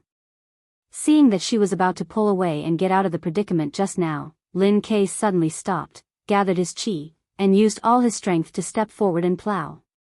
Boom! The ground under Lin Xiaoji's feet cracked, as if there was a burst of power, lifting her left leg and making her lose her center of gravity. The 16th move of the fighting sect, earth cracking. This. Lin Xiaoji was a little shocked and a little flustered. Her spine moved up and down, and she tried to forcibly stabilize her body. Lin Ke seized the opportunity and rushed in front of her. He visualized the scene of a meteor crossing the sky, bulging his temples, and quickly swinging his right arm in a small range, and blasted out a punch like lightning. Lin Xiaoji hurriedly parried and barely used the blast punch, shaking a little bit to meet the attack. Bang! She only felt that she was smashed by a meteor in front of her, and was directly hit by the blast wave that turned into wind and waves. Her qi and blood were tumbling, making her want to vomit, and her 5 viscera and 6 bowels were moving out of their positions in horror. A sound came from her abdomen, like a low and continuous explosion. Lin Ke's right hand moved back, and the left side of his body leaned forward. He quickly swung his arm again, outlining the visualization scene, and blasted out a punch. Lin Xiaoji had just used the internal training method to relieve the shock, and now she had to face the continuous attack. She put her hands on her lower abdomen, clenched her palms, opened her 5 fingers, and used the eagle claw to fight against the meteor force. Bang! Her mind was buzzing, and her muscles and tendons were trembling. She was stunned for a moment, and her 5 fingers were unable to hold Lin Ke's fist. It directly pressed against her abdomen and stopped there. The referee stood up straight and announced loudly, "The second round, Lin Ke wins." In the blink of an eye, the winner had been decided. The students of Southern University either opened their eyes wide, covered their mouths, or were stunned. The noise in the stadium suddenly disappeared. Just like before, they knew that Lin Xiaoji couldn't beat Lin Ke and would most likely lose. But they didn't expect that she would lose so easily and without any resistance. The top professional 9th pin fighter who defeated Sun Jian so quickly seemed to have lost her kung fu in an instant. Lin Xiaoji forced herself to do the internal training method to recover. She resisted the urge to vomit, looked at Lin Ke in horror, turned around and walked out of the arena, still thinking about the scene just now. I lost? I lost just like that? She thought that she was comparable to Lu Cheng when he fought Wei Xingtian and could barely resist Lin Ke's double explosion. She expected to exhaust him about 3 force concentrations and complete more exchanges to lay the best foundation for Jean Dolly later. But who knew that she couldn't even hold on for a minute? Is this the strength of a talented dance stage fighter? Is this the strength of absolute strength? She had just walked down the stone steps when she saw the hippie-looking Jean Dolly in front of her. She quickly gathered her energy and said, "Xiao Jean, he used double explosion. It must be a big burden for him. Fight well and exhaust him to the limit." Okay. Jean Dolly put away his usual cynicism and rushed to the arena in order to seize the time. Lin Xiaoji closed her eyes and retched. She walked back to the home team seats with trembling legs. If Xiao Jin exhausts Lin Ke and allows the team leader to fight Lu Cheng in his best condition, we have at least a 50% chance of winning. Team leader. Suddenly, fear appeared in her eyes. Regardless of her body condition, she ran and jumped back to the arena. She spread her hands to the match supervisor and said with a shy smile, "Senior, my things. Don't believe these things. It's useless." The match supervisor was an old senior. He kindly reminded her. Lin Xiaoji blinked and said with a sad and angry smile, "Senior, you don't understand." In the away team seats, Kai Zhongming looked around complacently. "I told you, Lin Ke needs to finish quickly. 3 to 5 moves." Lu Cheng, Yan Zhika, and the others didn't respond to him. They just whispered to each other, feeling happy and relaxed. Lin Ke's performance is strong enough. We can rest assured. At this time, the students in the stands slowly recovered and regained their morale. They shouted Jean Dolly's name and cheered for him. Hearing the waves of encouragement, Jean Dolly's body trembled slightly. He was in the most excited state. He seized the last bit of time he had and quickly reconsidered his strategy. Lin Ke had insta-killed Sister Xiaoji with a double explosion and a miraculous move, so he must have taken quite a toll on himself. In this round, he would most likely play it safe and try to take me down without paying too much of a price, so that he could exhaust Captain even more. In this case, I.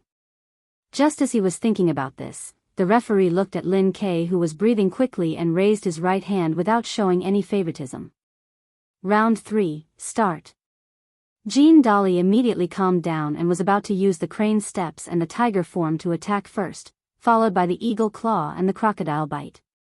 Suddenly, he saw Lin K hugging and exploding, spewing out Dan Chi again. Is he here again? Isn't he holding back a little? Lin K transformed into a heavy truck and flew to Jean Dolly in 2 steps. He arrived almost at the same time as the wind, as if he was preparing for some terrifying follow-up. Jean Dolly had plenty of battle experience. He was quick-witted and didn't retreat like an antelope with horns hanging on its head. Instead, he suddenly stretched his body and stood up like a giant bear. He expanded his muscles and turned sideways. Instead of retreating, he took a step forward and crashed into Lin Quebec, bear form. Giant bear hits the tree. Bam! Jean Dolly, who had turned into a giant bear, was sent flying. He staggered and hurriedly tried to regain his balance. Lin K didn't manage to execute his follow-up moves. Suddenly, his eyes sharpened and he made another, force concentration, without holding back.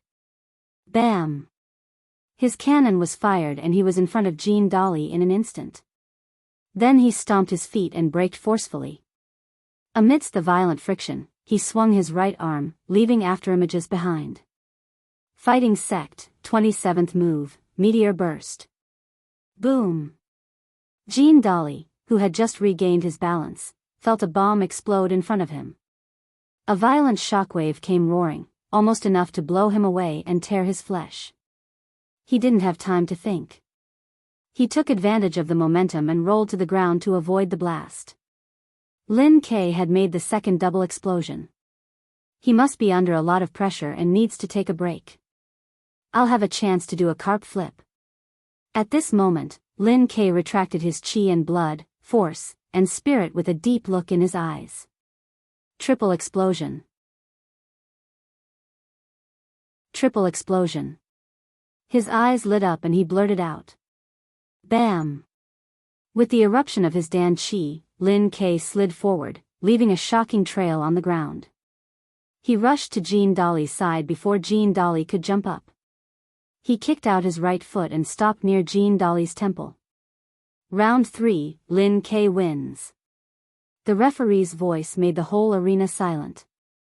Muyu stood up, took a deep breath, and untied a strange Taoist amulet from his neck.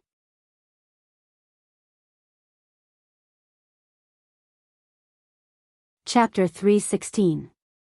Round 3, Lin K wins. The referee's voice reverberated in every corner of the Shannon University martial arts arena, rolling into the ears of every student. Their reinvigorated morale suddenly collapsed, and their mouths were wide open in shock. Isn't this too awesome? Isn't Lin K too awesome? The 2 leading members of the martial arts club together couldn't even last a minute against him. Everyone was stunned by Lin K's unstoppable momentum. They subconsciously turned their eyes to the last pillar of support, the coach and leader of the martial arts club of their school, the Bane Muyu. In such an atmosphere, a clear girl's voice suddenly rang out. She was shouting madly, Lin K! Lin K! In the silence, Mu Jinyan, who was waving her hands excitedly, was so outstanding that she attracted the attention of the surrounding people, as if she had become a public enemy. This scared Yan Shaoling, who was next to her, and once again turned into a quail. She trembled and pulled her, Jean, calm down. Calm down. I'm also very happy and excited that Lin K won, but here are all their people. Yan Shaoling silently counted the strength of the 2 sides. Including herself, there were only 6 people in the martial arts club, but there were more than 6,000 Shannon University supporters in the arena. Just a spit from each of them could drown me. I'm definitely not mocking myself for being short. After being pulled by Yan Shaoling a few times, Mu Jinyan calms down a little and stops shouting. However, looking at Mu Jinyan's flushed face, bright eyes and eager posture, Yan Shaoling is full of worry. She says in the live broadcast post of the forum, thousands of people around are from Shannon University, and the girl next to me is very excited and wants to provoke them. What should I do? I'm waiting online, it's urgent. Huh, pretend you don't know her, and shout, "Old Moo, I love you." It's not difficult for you to do that, considering your immoral nature. Unparalleled Dragon King laughed out loud. Brahman urged, "Call them daddy one by one. Hook your finger at them and shout, 'Come on, if you dare, come and beat me.' Then the girl next to you will be safe." Okamoto's fan said with a sly smile. "Pretend you're a quail." A frontline cat reporter, Nyachichi, also knew the story of a quail. "How about I send you a fake hat, then they won't recognize you?" Naive said vengefully. Because of his thin hair, Yen Shaoling gave him several nicknames, such as Baldy and Big. Yen Shaoling looked up and looked away from the phone screen, and murmured, "These unlucky kids." In the guest team seats, Sun Jian was the first to jump up and cheer. Lin K was not careless at all. And he? What kind? Calm. His physical strength improved a lot. He had seriously thought about how to help his brother-in-law improve his physical strength, and had even asked his master for help. But Gizershur had dismissed him with one sentence. "Lin K has his elders. I don't want to make trouble for him. Look at my expression." Yen Jika turned her head and stared at her boyfriend coquettishly. "You don't know either?" Lu Qing understood her meaning. "If I knew, I wouldn't have been so excited and surprised." Yen Jika raised her voice at the end of the sentence, and then she scolded him with her mouth, "Stupid Cheng." She was in a very good mood. She looked around and felt proud. "Well, your brother is the kind of person who makes big news without saying anything." Lu Qing made fun of his brother-in-law. Yen Jika rolled her eyes at him and didn't say anything bad about her cousin. She relaxed her body and stretched her posture. "I only know that my grandpa and grandma gave him several sets of kung fu to strengthen his physical strength, but it is said that the effect is not very good. Maybe my cousin practiced all of them, and that's why he has improved so much." At this point, the two of them tacitly looked at the ring at the same time. They saw Lin K standing in the same place, taking the opportunity to breathe. Sweat fell from his forehead like rain, dripping down, leaving many marks on the ground. He must have gone through unimaginable hard training to break through the limit. God helps those who help themselves. "Cheng, how many more dance stage outbursts do you think my brother can make?" Yen Jika asked with expectation and worry. Lu Qing thought for a while and said, "It's too far away, so I can't see clearly. I might not be able to make an accurate judgment. Just listen and see. I think your brother can only do one more force concentration. But even without the burst of dance stage, your brother is still stronger than a top-notch professional ninth pin fighter. Even if he consumes too much energy and his physical condition deteriorates, he can still fight." In other words, if his opponent was a professional ninth pin fighter, Lin K would have a chance to win. What a pity. Yen Jika understood her boyfriend's unspoken words and sighed softly.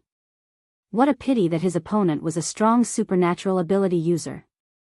At this time, the mature-looking Mu Yu had come to the stone steps and handed his belongings to the competition supervisor.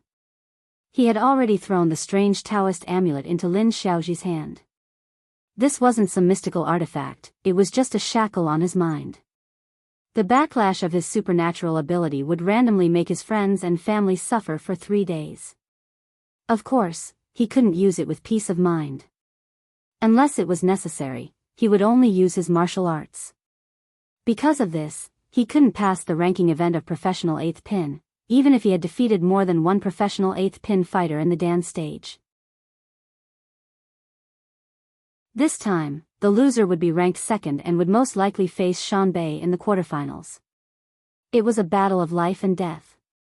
Xiao Xiao, Xiao Jin, and the rest had hinted that they were prepared to be unlucky. How could he bear to let them down? How could he disappoint everyone who had come to the martial arts arena together? Unshackle and go all out. From now on, I am Mu Yu, the Bane. Stepping into the arena, he stood at the position where Lin Xiaoji and Jean Dali had started. Lin Ke also returned to the opposite side. The referee looked at Mu Yu with a solemn expression. He puffed up his chest and shouted, "Round 4, start." Mu Yu curled his toes and the two muscles on his back flapped.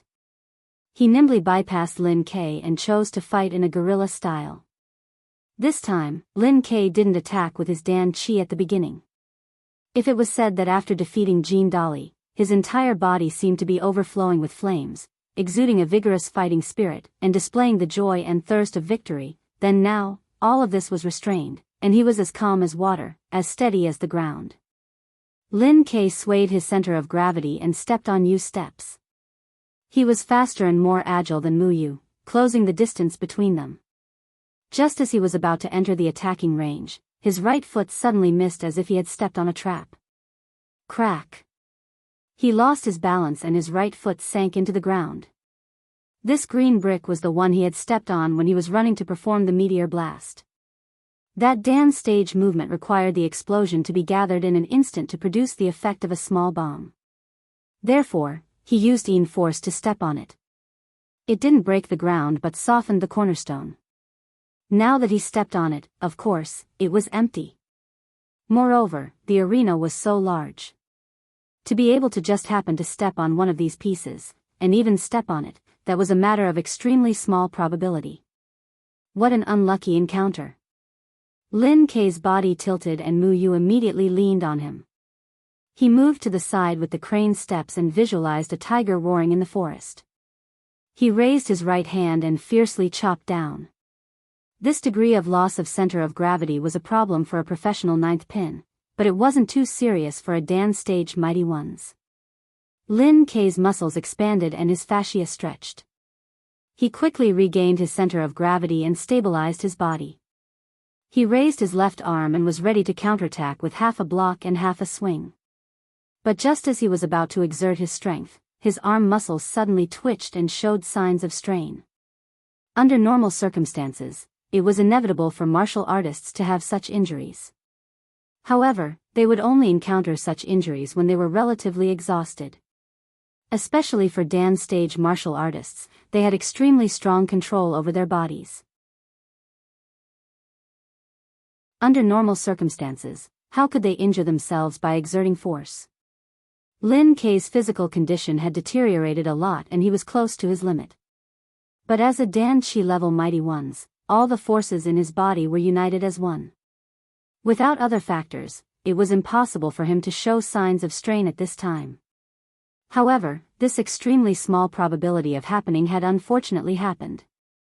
Of course, if his physical condition was good, such a small probability would be close to zero, and he wouldn't have suffered such an inexplicable injury. That was why Lin Xiaoji believed that the more tired the enemy was, the easier it was for her captain to win. At this critical moment, if Lin Ke forced himself to parry, not only would his stance be broken by Mu Yu due to insufficient strength, but he would also cause the strain to become a symptom of strain. Therefore, he pondered deeply and took a deep breath to let his qi and blood flow back, so that all the forces in his body were united as one. Boom! Dan qi gushed out. Lin Ke's left arm first stagnated, then expanded and swung back. There were no more signs of strain. Bam! Mu Yu's tiger hug downward chop couldn't resist the counterpunch of Lin Ke's force concentration. He couldn't help but take a few steps back, each step leaving a footprint of varying depths. Lin Ke's eyes were cold as ice. He hurried forward, wanting to seize this opportunity to perform 24 blizzard strikes. Suddenly, his feet slipped again, and his body tilted forward. This was where his and Jean Dali's sweat had stained. How unlucky he was to step on it. Mu Yu exerted strength in his arched feet, and like a red-crowned crane, he quickly circled to Lin Ke's back. Taking advantage of the moment when Lin Ke was close to his limit and couldn't pull back his center of gravity, Mu Yu transformed into a giant bear and leaned against Lin Ke's back. Bam! Lin Ke staggered and rushed out of the arena. He barely managed to stand and didn't fall. The referee withdrew his hand and raised it high, announcing, "Round 4, Mu Yu wins." Seeing that the great Demon King, who had silenced the entire audience just now, was defeated by Old Man Moo. In just a few moves, the students in the stands cheered and jumped for joy. They erupted with a momentum that was comparable to the beginning of the match, praising their Lord General with shouts. Moo you! Moo you! Jinx! Jinx! What a troublesome supernatural ability! Lu Qing thought. He took a deep breath, stood up, and took off his jacket. Yenjika, who was beside him, looked worried. She blurted out, Qing. She wanted to remind her boyfriend to be careful, but when the words came to her mouth, she felt that it would be too much of a jinx. She was stuck and didn't know what to say. What's wrong? Lu Qing turned to look at Yenjika. Yenjika smiled and waved his fists, saying, Go for it.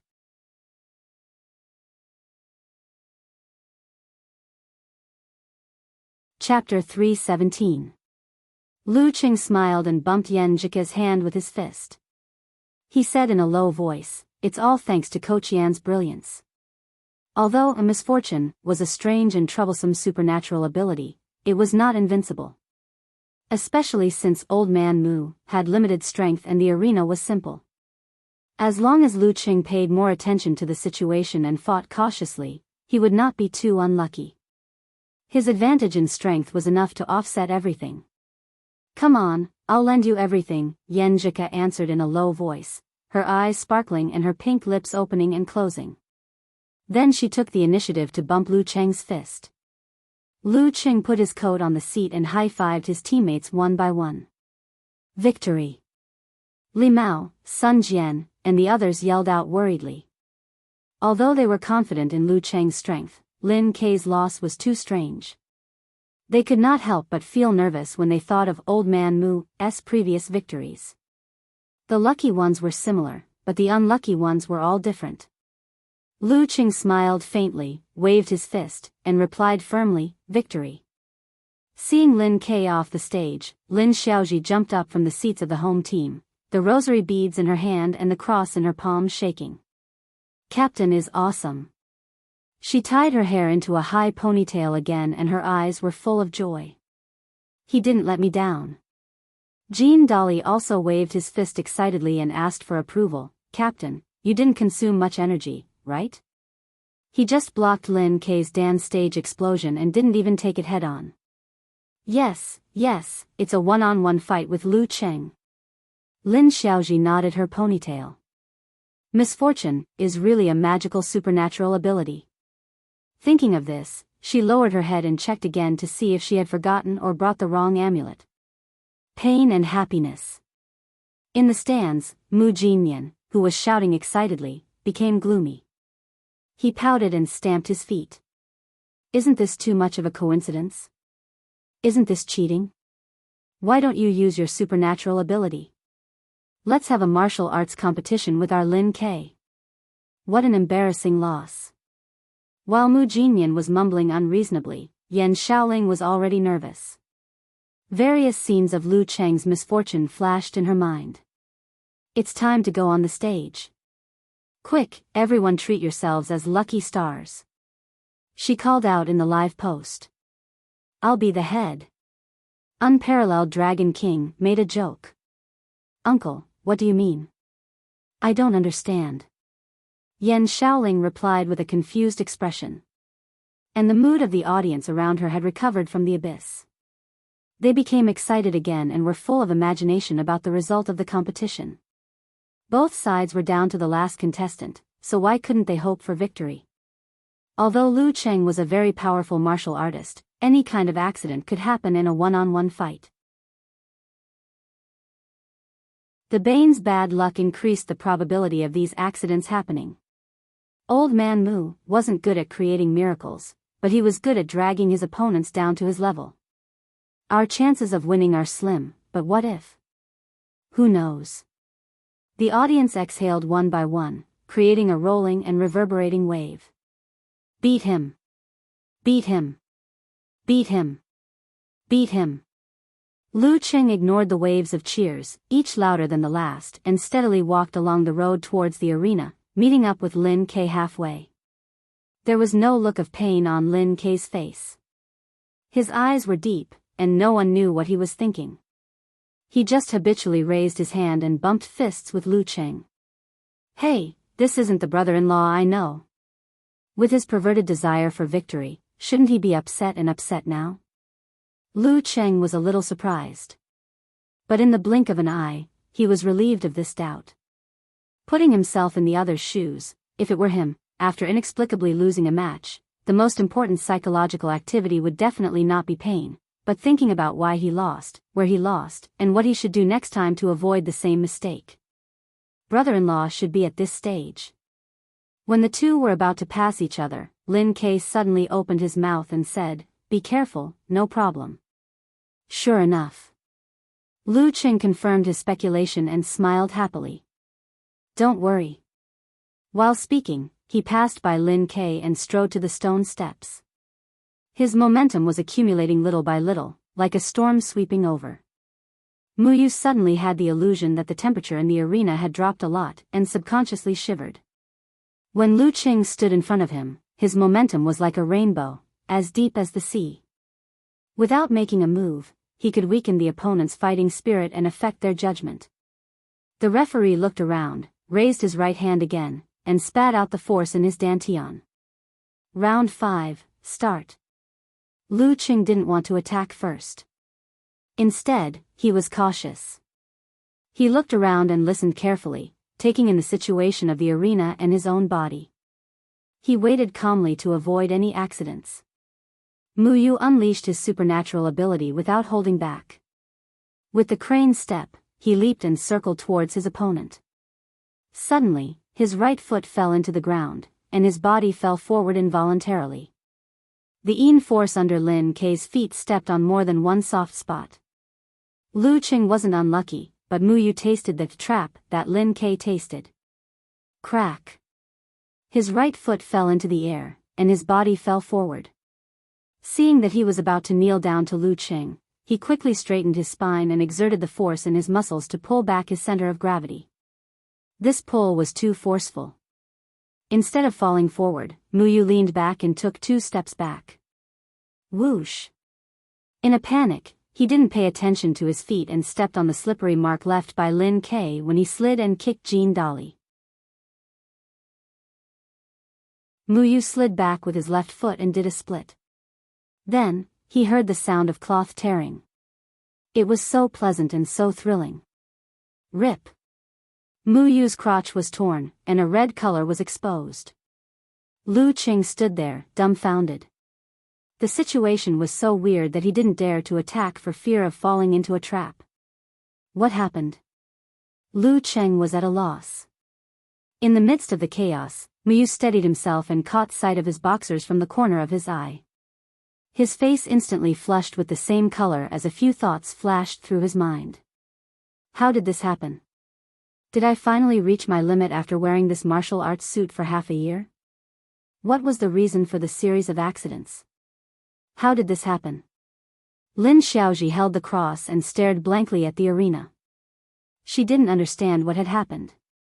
The unlucky one was not Lu Cheng, but Captain. She glanced at Mu Yu's bright red boxers shyly, and an idea popped up in her mind. Well, Captain also believed in metaphysics. How did this happen? Jean Dolly rubbed his eyes, suspecting that he had been knocked out by Lin Ke and was now dreaming. How did this happen? Yenjika opened her eyes wide and her mouth almost formed an O shape. It was rare for her to lose her composure. Qing didn't get unlucky, but the Bane got unlucky himself? Was there really such a thing as the human glory? How did this happen? Kai Zongming touched his chin and suddenly punched Li Mao. What? Li Mao came back to his senses and looked at him sideways. I'm not dreaming. Kai Zongming said with a smile. Don't you think it's weird? It's weird. Did the Bane's counterattack come early? But isn't his counterattack always aimed at others? Li Mao forgot about the punch just now. How did this happen? Lin Ke frowned and felt confused. Beside him, Gizershur snorted and nodded thoughtfully. How did this happen? The spectators in the stands were all dumbfounded. They suspected that this was a masquerade and that the one wearing the Lu Qing mask was Captain Mu Yu, while the unlucky old man Mu was actually Lu Qing. They had time to be surprised, but Mu Yu couldn't. If Lu Qing got close to him while he was in a split, he wouldn't be able to withstand more than 2 moves. Thoughts flashed in his mind and he quickly made a decision. He lay down and rolled to the side, hiding the killer move of the silent kick.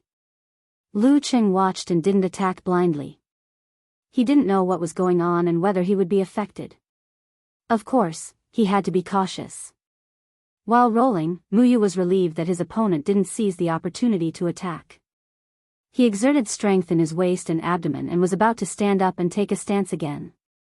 But at this moment, a few round pieces of stone that he had brought with him from his roll stopped right where he had landed. Whoosh! Mu Yu slipped again. Before he could straighten his body, he leaned back again and fell on his back. It was a heavy fall and he felt a little dizzy. He hurriedly rolled again to avoid the opponent's attack. Lu Qing watched Mu Yu's performance with twitching mouth. He almost forgot that he was still in the arena. What is he going to do? Mu Yu rolled a few times and suddenly lost his touch. He realized that he was already at the edge of the ring. Half of his body was outside the ring and he was falling in midair. He was shocked. He stretched out his hand and tried to catch the arena. But for some reason, he was still half a beat too late. He only touched the edge of the arena with his fingertips. Thump.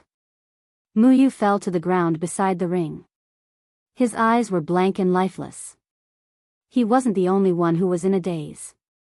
Lu Qing opened his mouth slightly and almost blurted out, F***ck. I haven't even made a move. How did I win? Not only that, I haven't even moved since the start of the match.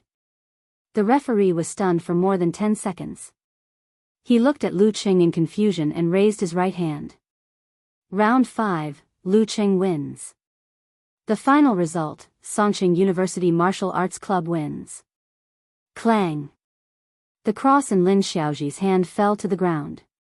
She muttered to herself in horror, this metaphysics is wrong.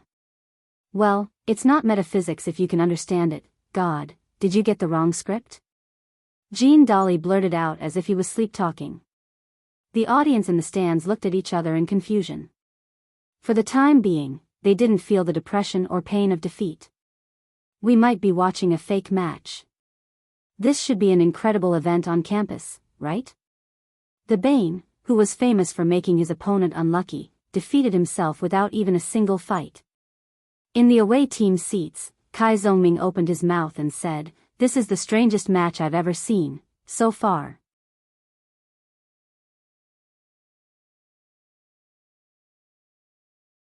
Chapter 318. In the stands, Yan Xiaoling, who was holding her phone to record the match, opened her mouth wide in shock.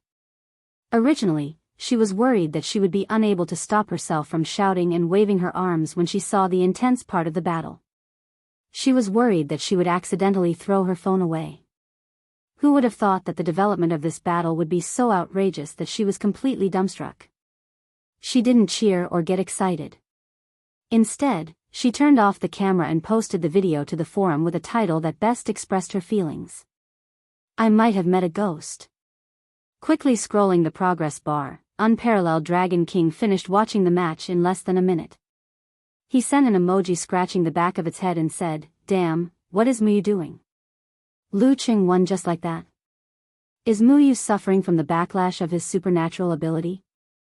Road to the arena wandered over to them again. Ha ha ha, I got it. It's so funny.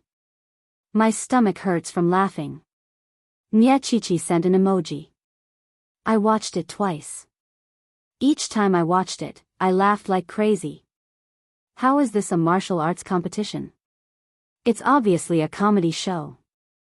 Okamoto's fan sent an emoji of crying tears of laughter. Hands up. Didn't you say that the backlash of Mu Yu's supernatural ability would only affect the people around him and not himself? Brahman laughed through her tears and looked confused at the same time. Unparalleled Dragon King sent an emoji of laughter and said, "Mu Yu is blessed by God. He used his supernatural ability, misfortune, on Lin Ke and Lu Cheng. It's normal for him to suffer from the backlash. No problem, that's it. I see. Then I can laugh without worry. Brahman sent an extremely large emoji of, huh. But he didn't suffer from the backlash when he fought Peng Lian last year. Wonton Seller had been waiting to watch the video during her break in senior high school. No problem.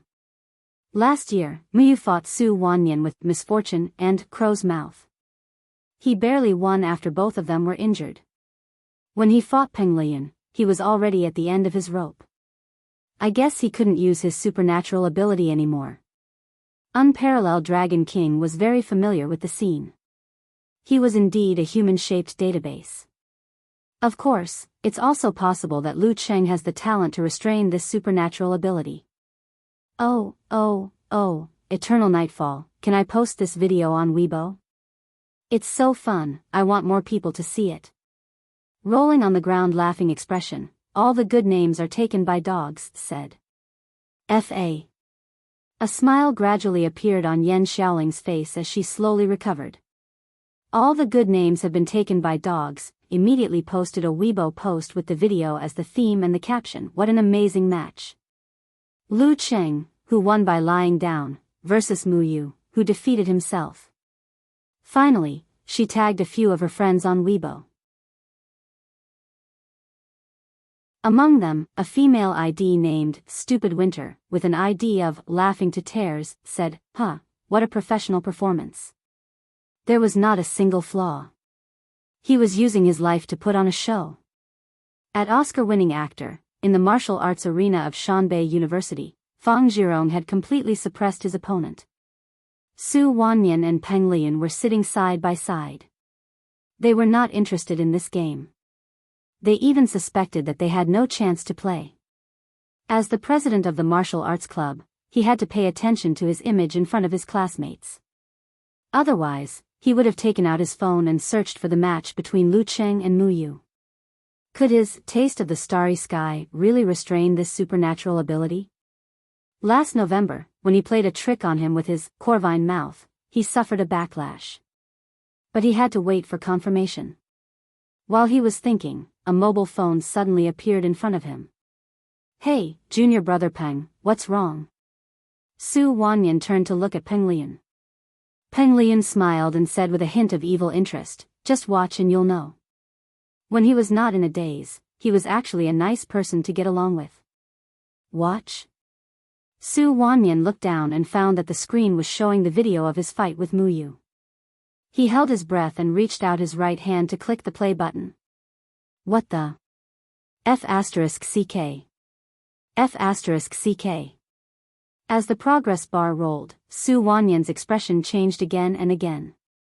When the video ended, he was stunned until the referee announced Fang Zhirong's victory. Junior brother Peng, if I meet Lu Cheng. He turned his head to Peng Lian and said with a sad face, can I just admit defeat? Peng Lian chuckled, what do you think? Hiss. Su Wanyan gasped, I'm afraid I can't control my mouth. How about this? You guys find a piece of tape and stick it on my mouth? Beside the arena, Muyu, who was in a daze, finally came back to reality. There was no depression or pain, only confusion and confusion. He carefully got up and glanced at Lu Cheng. Then he slowly walked back to the home team seats, afraid that the ground would collapse and create a crater. Captain, what's going on? Lin Xiaoji cautiously approached him upon seeing the situation. Muyu thought for a while and said, my supernatural ability backfired. This was certain, but he wasn't sure why his supernatural ability backfired. How could this happen? Lin Xiaoji frowned and suddenly nodded, I get it. Because Lu Cheng is tough. Curses and misfortune are ineffective, and things that don't succeed will definitely backfire. What kind of theory is that? Muyu blurted out in surprise. Lin Xiaoji answered seriously, metaphysics theory. Muyu was stunned for a while and then said, I suspect that Lu Cheng has a third supernatural ability that can restrain or even backfire curses and misfortune. It's possible. Jean Dolly rushed to Lin Xiaoji's side.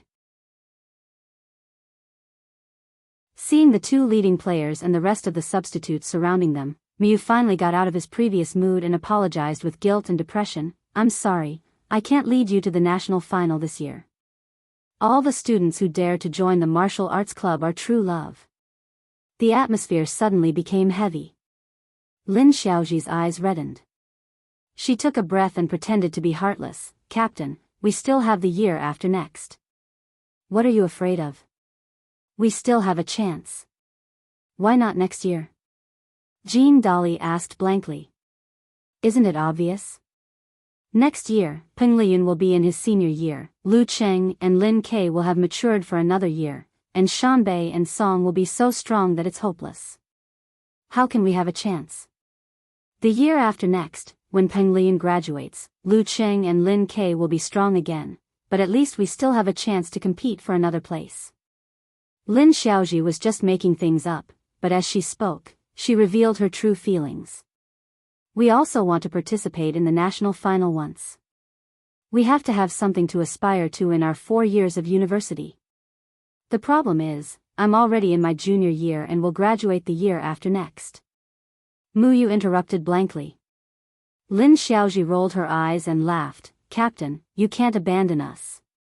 Without your misfortune, how can we make it to the national final? How about this? You can apply to delay your graduation. Anyway, you've failed several courses and may not have enough credits. Like other first-class universities, Shannon implemented a credit system. One course was worth 1 to 4 credits. Students were allowed to finish their undergraduate studies in advance. If they didn't have enough credits, they could apply to delay their graduation by 1 or 2 years. Speaking of this, Lin Xiaoji felt sad and angry. She had always done well in her studies, but twice, her captain had used his supernatural power of misfortune, which made her even more unlucky. Just as she was reinvigorating the atmosphere, voices suddenly sounded from the stands.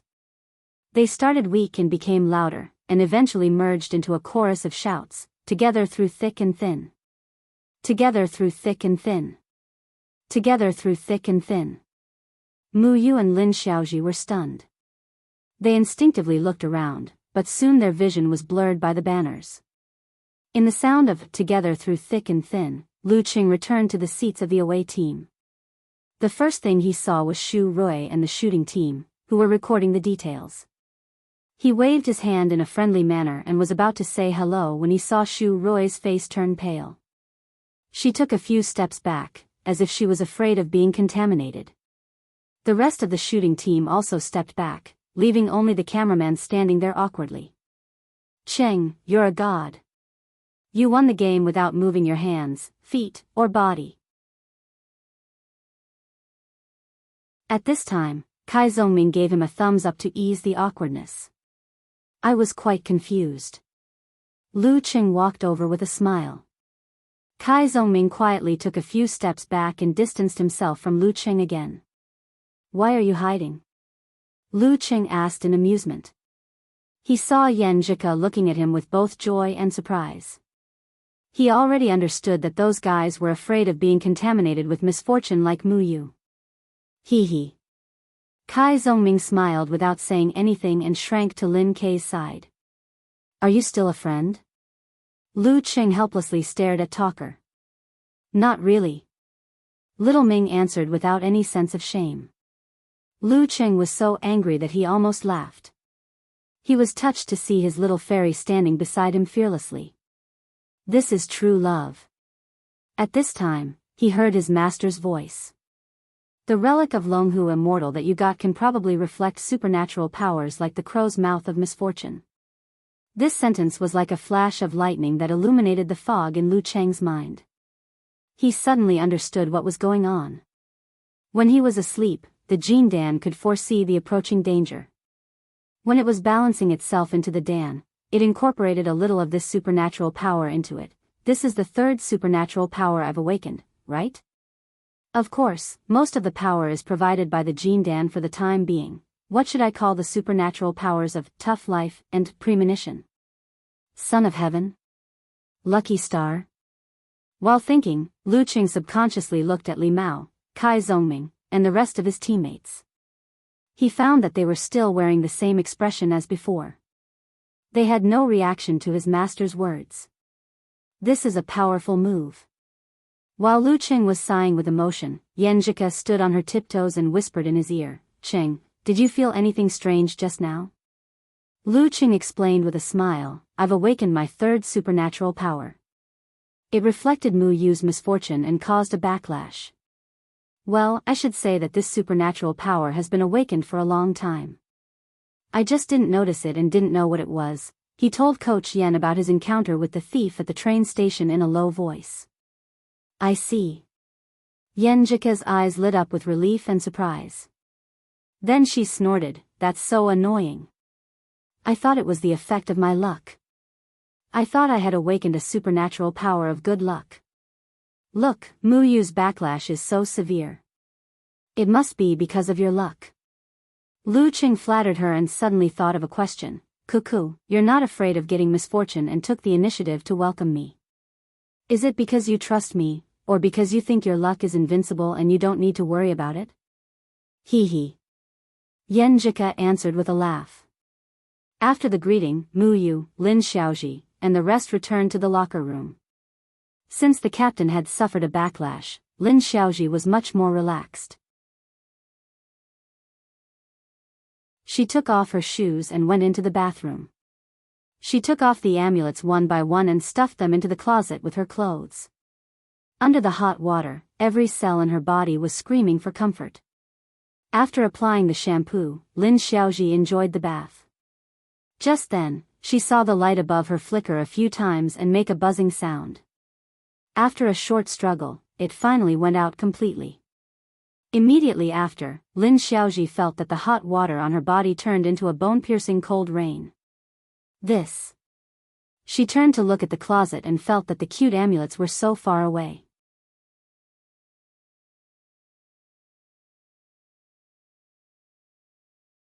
Chapter 319. The atmosphere in the Shannon University Martial Arts Club was warm but not violent. Lu Qing and the others didn't leave in a hurry like they did when they were escaping from Yimo. Instead, they leisurely celebrated in the locker room for a while, rested for a while, and then slowly packed up their belongings and came out.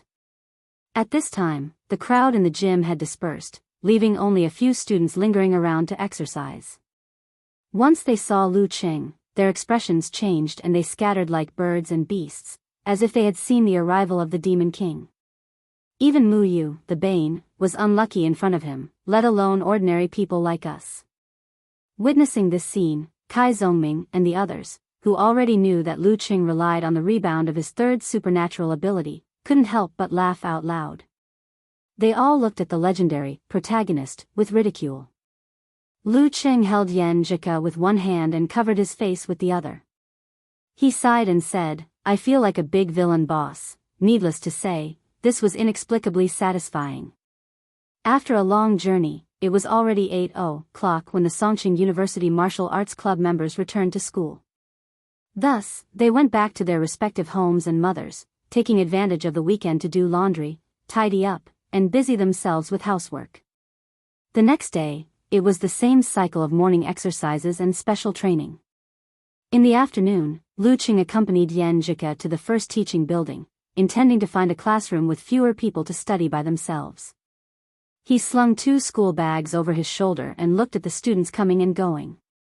He chuckled softly and said, "Actually, I quite like the way girls carry a few books to class and study by themselves. It's very artistic. I used to do this a lot, but unfortunately, someone would take the initiative to snatch my things when he saw me carrying them." Yenjika pursed her lips and turned to look at him with a smile. "I thought it would be troublesome for someone to carry 2 stacks of books, so I put them in the bag. Otherwise, a burly man carrying a few books, that image, huh?" As she spoke, she couldn't continue laughing. Lu Cheng's lips curled and hummed in agreement. "That image is too beautiful, I don't dare to look at it. But, I don't think I'm burly, I'm more well-proportioned." While talking and laughing, they stepped into the teaching building. Instead of taking the elevator, they went to the 3rd floor to find a suitable place for self-study. After circling around, they finally locked onto their target. They entered a classroom with only a dozen or so people sitting around. They directly chose 2 seats in the last row by the window. There are still so many people studying on Sunday afternoon. The atmosphere in our school is pretty good. Lu Qing recalled the scenes of the other classrooms he had seen before and couldn't help but sigh with emotion in a low voice.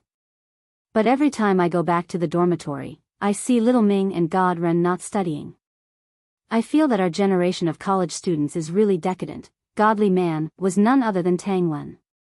Due to his addiction to games, he had forgotten the date of the exam and failed the original questions of the makeup exam. Talker had given him the nickname Godly Man, which was recognized by everyone in the dormitory. Yenjika took the school bag and stopped her hand in the opening position. She chuckled and said, "This reminds me of a sentence that our marketing teacher often said. The results of a survey only depend on the choice of sample. For example, if you want to praise a university study style, you should focus on the students studying in the teaching building and the library. If you want to criticize, you should go to the dormitory, the lakeside, or the martial arts arena." She controlled the volume of her voice so as not to disturb the other students' self-study. Of course, with her and Lu Cheng's current good hearing, such a low volume wouldn't affect the conversation at all at such a distance.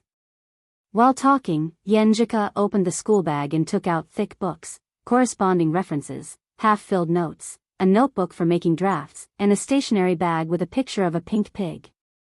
Lu Qing also took out the textbook of discrete mathematics, detailed examples borrowed from the library, notes for writing key points, a notebook for calculation, a pencil, a pen, and an eraser. They put these on the table almost at the same time. The positions and order were almost the same, as if they were copying each other. After they finished, they looked at each other and smiled tacitly. The sun shone in through the window and the scenery was just right. Just as Lu Qing was about to turn the page, Yenjika suddenly rested her chin on her left hand and looked at him with half of her face. "Cheng, don't you think it's boring?" "What do you mean boring?" Lu Qing was confused. That's right. Yenjika rolled her eyes and bit her teeth. "Every time you have to study with me, you don't have time to go on a date. Do you think this is boring? Other people's relationships probably aren't like ours, right?" "That's it?" Lu Qing couldn't help but laugh. "Of course not. After all, I was once addicted to studying. For me, the spiritual satisfaction of solving a difficult problem is no less than fighting in an ordinary challenge tournament. Besides, I have a lot of specialized courses. In order to not fail my course, I have to study more by myself. Isn't this a date? With you, everything is a date." He had lowered his requirements in study, from graduating with honors to graduating without failing a course. After all, it was difficult to have the best of both worlds. A person's energy was limited. "Meat, numb." Yenjika scolded, lowered her eyes and chuckled. She lowered her voice again.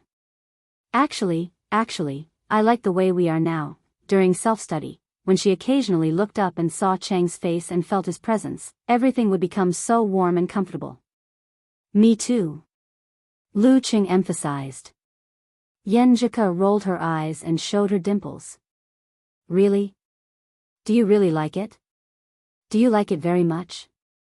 "Yes, I like it very much," Lu Qing said without hesitation. "Since you like it very much, we won't go out on a date in the future. I'll study with you when I'm free." Yenjika straightened her body and made the decision happily. "Ah." Lu Qing opened his mouth wide. These 2 things can't be mixed together." Before he finished his words, he saw the girl's eyes were bright, her mouth was pursed, and her lips were curved. It seemed that she was trying very hard to hold back her laughter. "I feel like I've been tricked by you again." Lu Qing covered his face and sighed. "Hee hee." Yenjika lay down and released her laughter into her arms. Her shoulders were shaking and her hair was hanging lightly. She was very happy. After such a beginning, both of them were in a good mood and the efficiency of self-study seemed to have increased a lot. After reading a chapter on discrete mathematics and doing the corresponding exercises, Lu Qing was satisfied with the solution of the problem and felt a little dizzy, so he decided to take a 10-minute break to relax for a while. This course is really difficult. It is said that the failure rate is very high.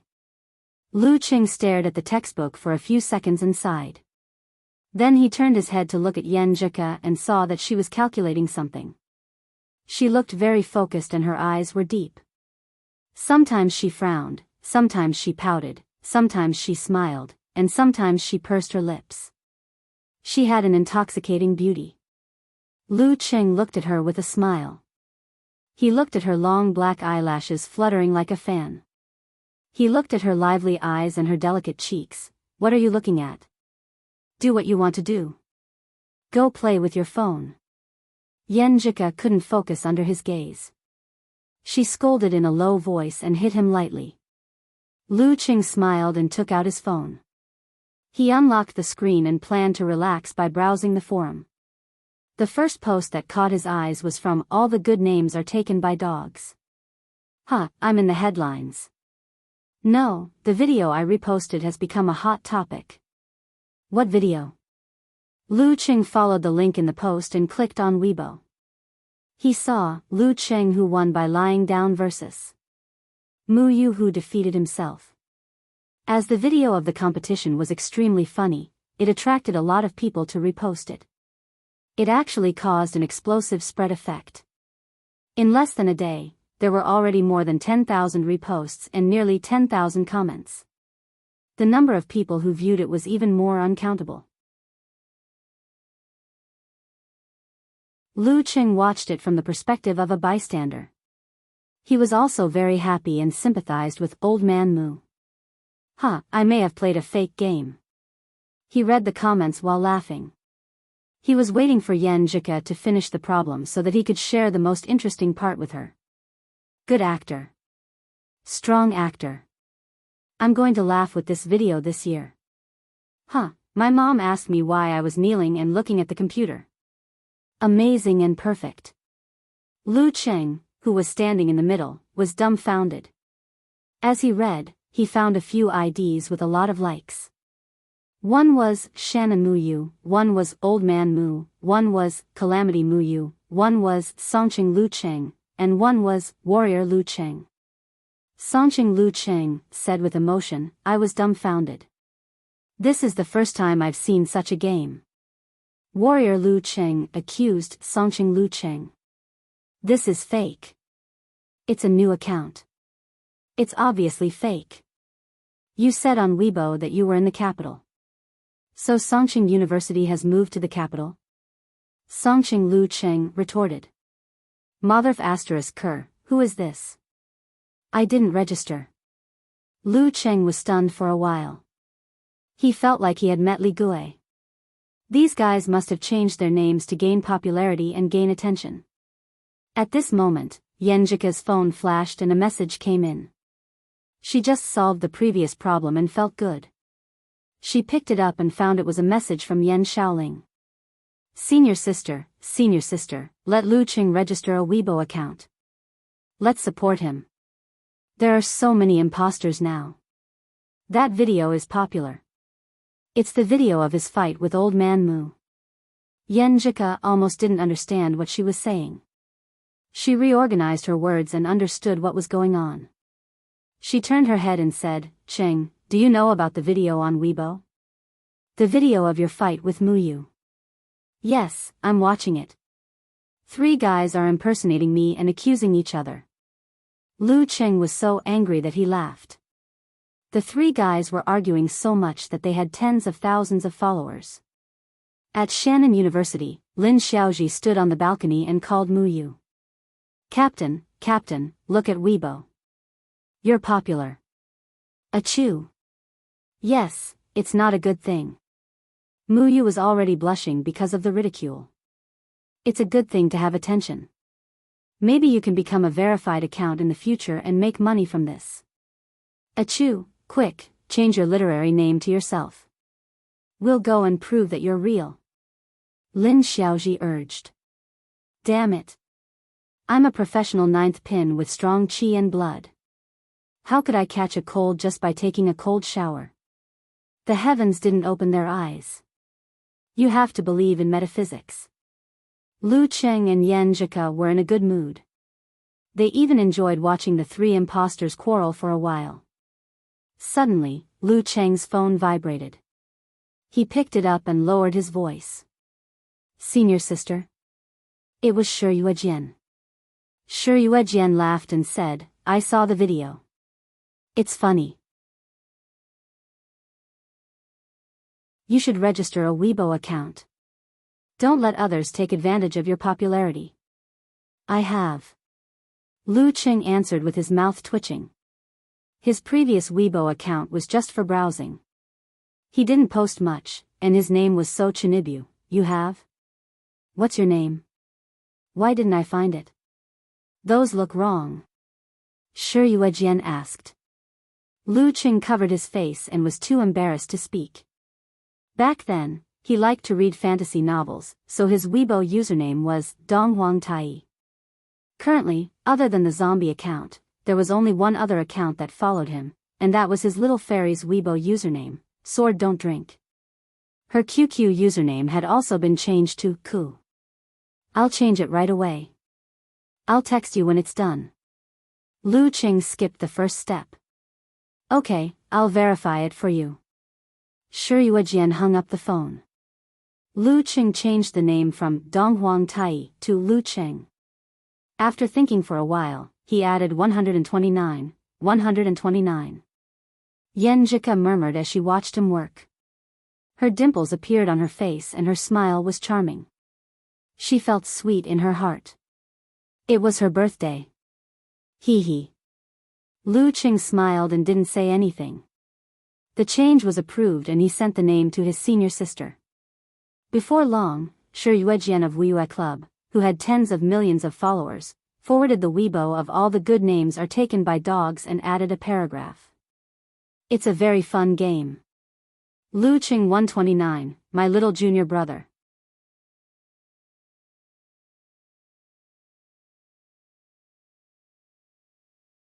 Chapter 320. Shi Yuejian's seemingly ordinary Weibo post immediately caused a sensation. The words, yes, my junior brother, shocked many people. They forwarded and commented on it one after another. It's going to be big news. So Lu Cheng is your junior brother, heroine sure. No wonder he could reach 8th pin in 1 year and win the youth tournament of Xing province. He's a strong competitor for the favored son of God. No wonder, Lu Cheng is also a direct disciple of a big sect. Zhang Zhutong and Han Jifei deserve to lose. Can't you guys have a better attitude? It's not like only the direct disciples of big sects and forces can become the favored son of God. It should be the other way around. The favored son of God must become the direct disciples of big sects and forces. Even if one of them doesn't have eyes, they can't all be blind. The comment above came from Unparalleled Dragon King, of course, the one in Lu Cheng's fan forum. The real Dragon King used his real name on Weibo, Dragon King Chen Chitao. Unparalleled Dragon King's comment made Yi Yaoting, who was browsing the comments, feel ashamed. Just now, when she saw Shi Yuejian's Weibo post, she spontaneously came up with the same idea as some of the comments. No wonder I lost to Lu Cheng. No wonder he can always create miracles and surpass me and all the other mighty ones I know. It's because he has an extraordinary background and is a direct disciple of the Ice God sect. And I just reached Dan's stage recently and successfully joined Xuanwu sect. And I don't have a master of physical invulnerability. When she saw Unparalleled Dragon King's rebuke, she felt that every word was piercing her heart and broke out in cold sweat. My attitude just now was very dangerous. As a fighter, I can't whitewash failure and find excuses. I have to admit defeat but not admit defeat. She looked down and continued reading the reposts and comments. Wow, Lu Cheng is your junior brother. No wonder I always thought highly of him. Junior brother is not bad. I remember he just won the championship, right? That's right. Except for 24 blizzard strikes, Lu Cheng hasn't used many moves of the ice sect before. Well, in that case, it's been almost 4 months since Lu Qing entered the dance stage. As the heroine's junior brother, it's impossible that he hasn't practiced some unique skills of the ice sect. Oh my, I'm looking forward to his duel with Peng Liyun and Renli more and more. Heroine, quickly let your little junior brother tell us how he feels. Are you very confused when facing such a high-level actor? Was he laughing like a fool? Lu Qing swiped his thumb and leaned his head against Yen Jika's as he looked at his senior sister's Weibo. When he was satisfied with the likes and exited, he suddenly found that Lu Qing 129 had more than 20,000 followers, and it was still rising. The advertising effect is not bad. Yen Jika turned her eyes and joked. Most of them are just here to watch the show. 99% of them are not my fans. Lu Qing was very clear-headed and rational. The number of followers on his forum was still far from reaching 10,000. Although he said that, he was still a little excited. Ku, do you think I should post something on Weibo? What should I send? Just be yourself. Yen Jika looked at him and said with a smile. That's right. I'm a martial artist. I don't have to rely on fans to make a living. Why should I spend so much effort to create a good image for myself? Just do what you want. Lu Qing made up his mind and nodded solemnly. Listening to Coach Yen is better than studying for 10 years. Liar. You've listened to hundreds or thousands of words from me, but I don't see you as smart as someone who has studied for thousands or tens of thousands of years. Yen Jika pretended to be serious and laughed softly. I'm actually speechless. Lu Qing couldn't help but laugh. His fingers moved and reposted his senior sister's Weibo post with the following words. Thank you, senior sister, for your recognition. Laughing and crying, I was really confused at that time. I suspected that Mu Yu was using some big move that didn't distinguish between friend and foe, so I didn't dare to act rashly. Later, I realized that it was the backlash of his supernatural ability, misfortune. Less than a few seconds after he clicked send, he immediately saw a red circle at the bottom of the post. He found that there was already a comment. When he entered, he saw that it was from an ID called Little Mouse in the Alley. There were only 2 words in the comment, like me. This is fighting for the front row. Lu Qing refreshed the page and saw that there were a few more comments and reposts. Eternal Nightfall said, Tiger touch my Lu Qing. Close-up photo. Brahman 001 inch said, Idol, look at me, waving. My hair is much longer, said, reporting. Unparalleled Dragon King, said with a smiling cat head, then what should I say? The Longhu Club Forum sightseeing group is here? Yen Jika couldn't help but smile. She took the initiative to help refresh the page and saw that behind the familiar ID was a large number of unfamiliar followers. If she hadn't reminded Yen Shaoling in advance, the fans of the forum wouldn't have been able to stand in the front row. I don't want to hear, I'm just a fan of the acting Mu Yu. It's the backlash of supernatural ability, Bane, that's a cool name.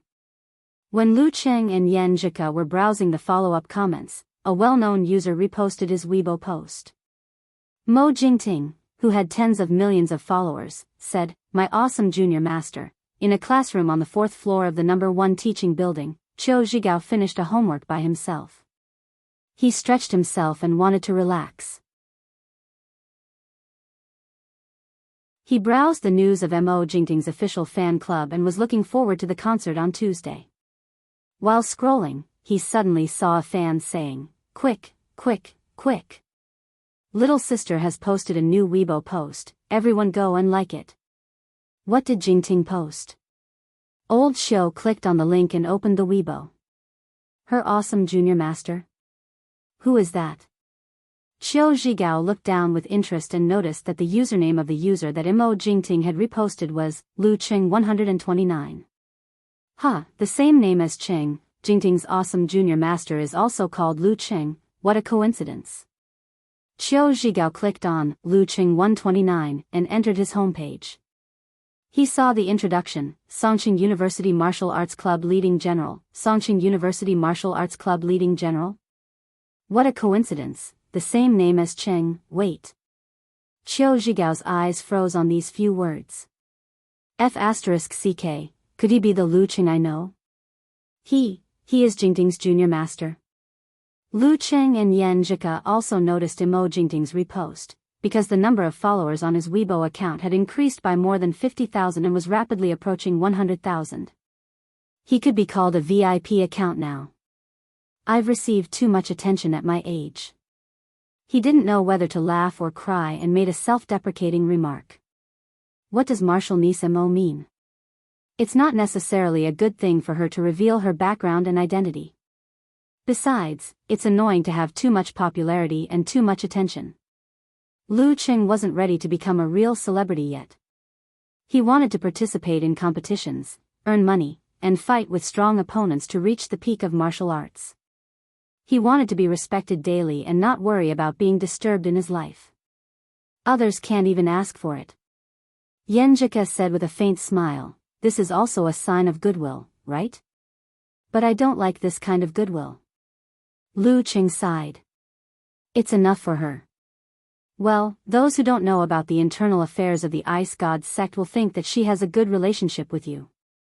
As long as you can keep improving and becoming stronger, her Weibo post won't be in vain. Yan Zhika rolled her eyes and analyzed Imo Jingting's thoughts. Unless you post a Weibo post specifically against her.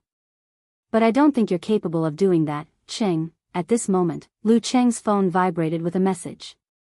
Martial Niece Imo said in a weak voice, Junior Master, I reposted your post in a moment of excitement. Did it cause you any trouble? Well, as expected, she did it first and then apologized. Lu Cheng showed it to Coach Yen and pondered for a while before replying, it's a little troublesome. Don't do it again. Just don't do it again. Seeing the content, Yan Zhika couldn't help but laugh. She pursed her lips and teased, you're really like a junior master. You sound like an old man. Soon, Mo Jingting sent another message, Junior Master, you're so kind and broad-minded. I won't do it again. I promise. You've achieved your goal. Of course, you don't have to do it again. Lu Cheng complained in his heart. He was about to put down his phone and concentrate on self-study. At this moment, Yan Zhika bit her lower lip and took the initiative to say, ask her when she's free before and after the concert. As the host, we still have to entertain her. It's troublesome to go out of school. If the time isn't suitable, we won't invite her. We'll just go to the concert. If it weren't for the fact that he was looking forward to a date, Lu Cheng would have even skipped the rest of the matter. Hearing his answer, Yan Zhika's expression relaxed. She said with a smile, I just praised you for being a junior master. You're ignoring your martial niece just because of a little trouble? There are very few people who can make me not care about trouble, not including her. Lu Cheng responded with a smile and took the opportunity to make another confession. TSK, your sweet-talking skill has leveled up again? Yan Zhika turned her head and laughed, her eyes shining. How can it be called sweet-talking from the heart? Lu Cheng said shamelessly. He also sent a message to Mo Jingting, asking when she was free to entertain. Mo Jingting seemed to have been holding the phone all the time. She quickly replied, thank you, Junior Master. I know you can't come out during school hours. Besides, aren't you coming to the concert on Tuesday? I can't let you come again and again. How about this, I'll come to your school tomorrow afternoon. Just treat me to the cafeteria. It's a specialty of Songcheng. You can't find it anywhere else. Cafeteria? Lu Cheng and Yan Zhika looked at each other. They didn't expect Mo Jingting to be so considerate. She's not going to play any tricks, is she? Lu Cheng frowned and whispered. No, unless she really wants to force you to fall out with her. Yan Zhika pondered and said, she's probably showing her considerate side after achieving her goal. Lu Cheng nodded slightly and typed on the keyboard, our cafeteria is not good. Be careful not to have a stomachache and affect the concert. He thought it was better to be decent and planned to book the Chinese restaurant in school. Junior Master, I'm a fighter of professional ninth pin. I'm in good health. How can I have a stomachache? Anyway, you make the decision. You make the decision. Mo Jingting didn't insist. Looking at her cute words, Yenjika's eyelids twitched. She felt uncomfortable and suddenly regretted being so generous and polite. She should have let Qing completely ignore her. Lu Qing replied coldly to Mo Jingting, okay, text me before you arrive. After sending, he put down the phone and sighed. He turned to Yenjika and smiled bitterly. I don't know why, but when I see her acting cute to me, I feel a little uncomfortable, even nauseous. Maybe this is forced acting cute and malicious acting cute. The reason was probably because Mo Jingting's image in his mind was a scheming girl who was not suitable for acting cute. Puff. Yenjika couldn't help but laugh. The previous haze was swept away. At this moment, Lu Qing received 2 messages from Qiu Zhigao and Qin Mo. Cheng, I'm kneeling to you. Accept my kneeling. Brother Cheng, my dear brother, take me to see Jingting. You're tuning in to the Romantic Tales YouTube channel. Don't forget to subscribe and join us on this journey to catch the most captivating stories.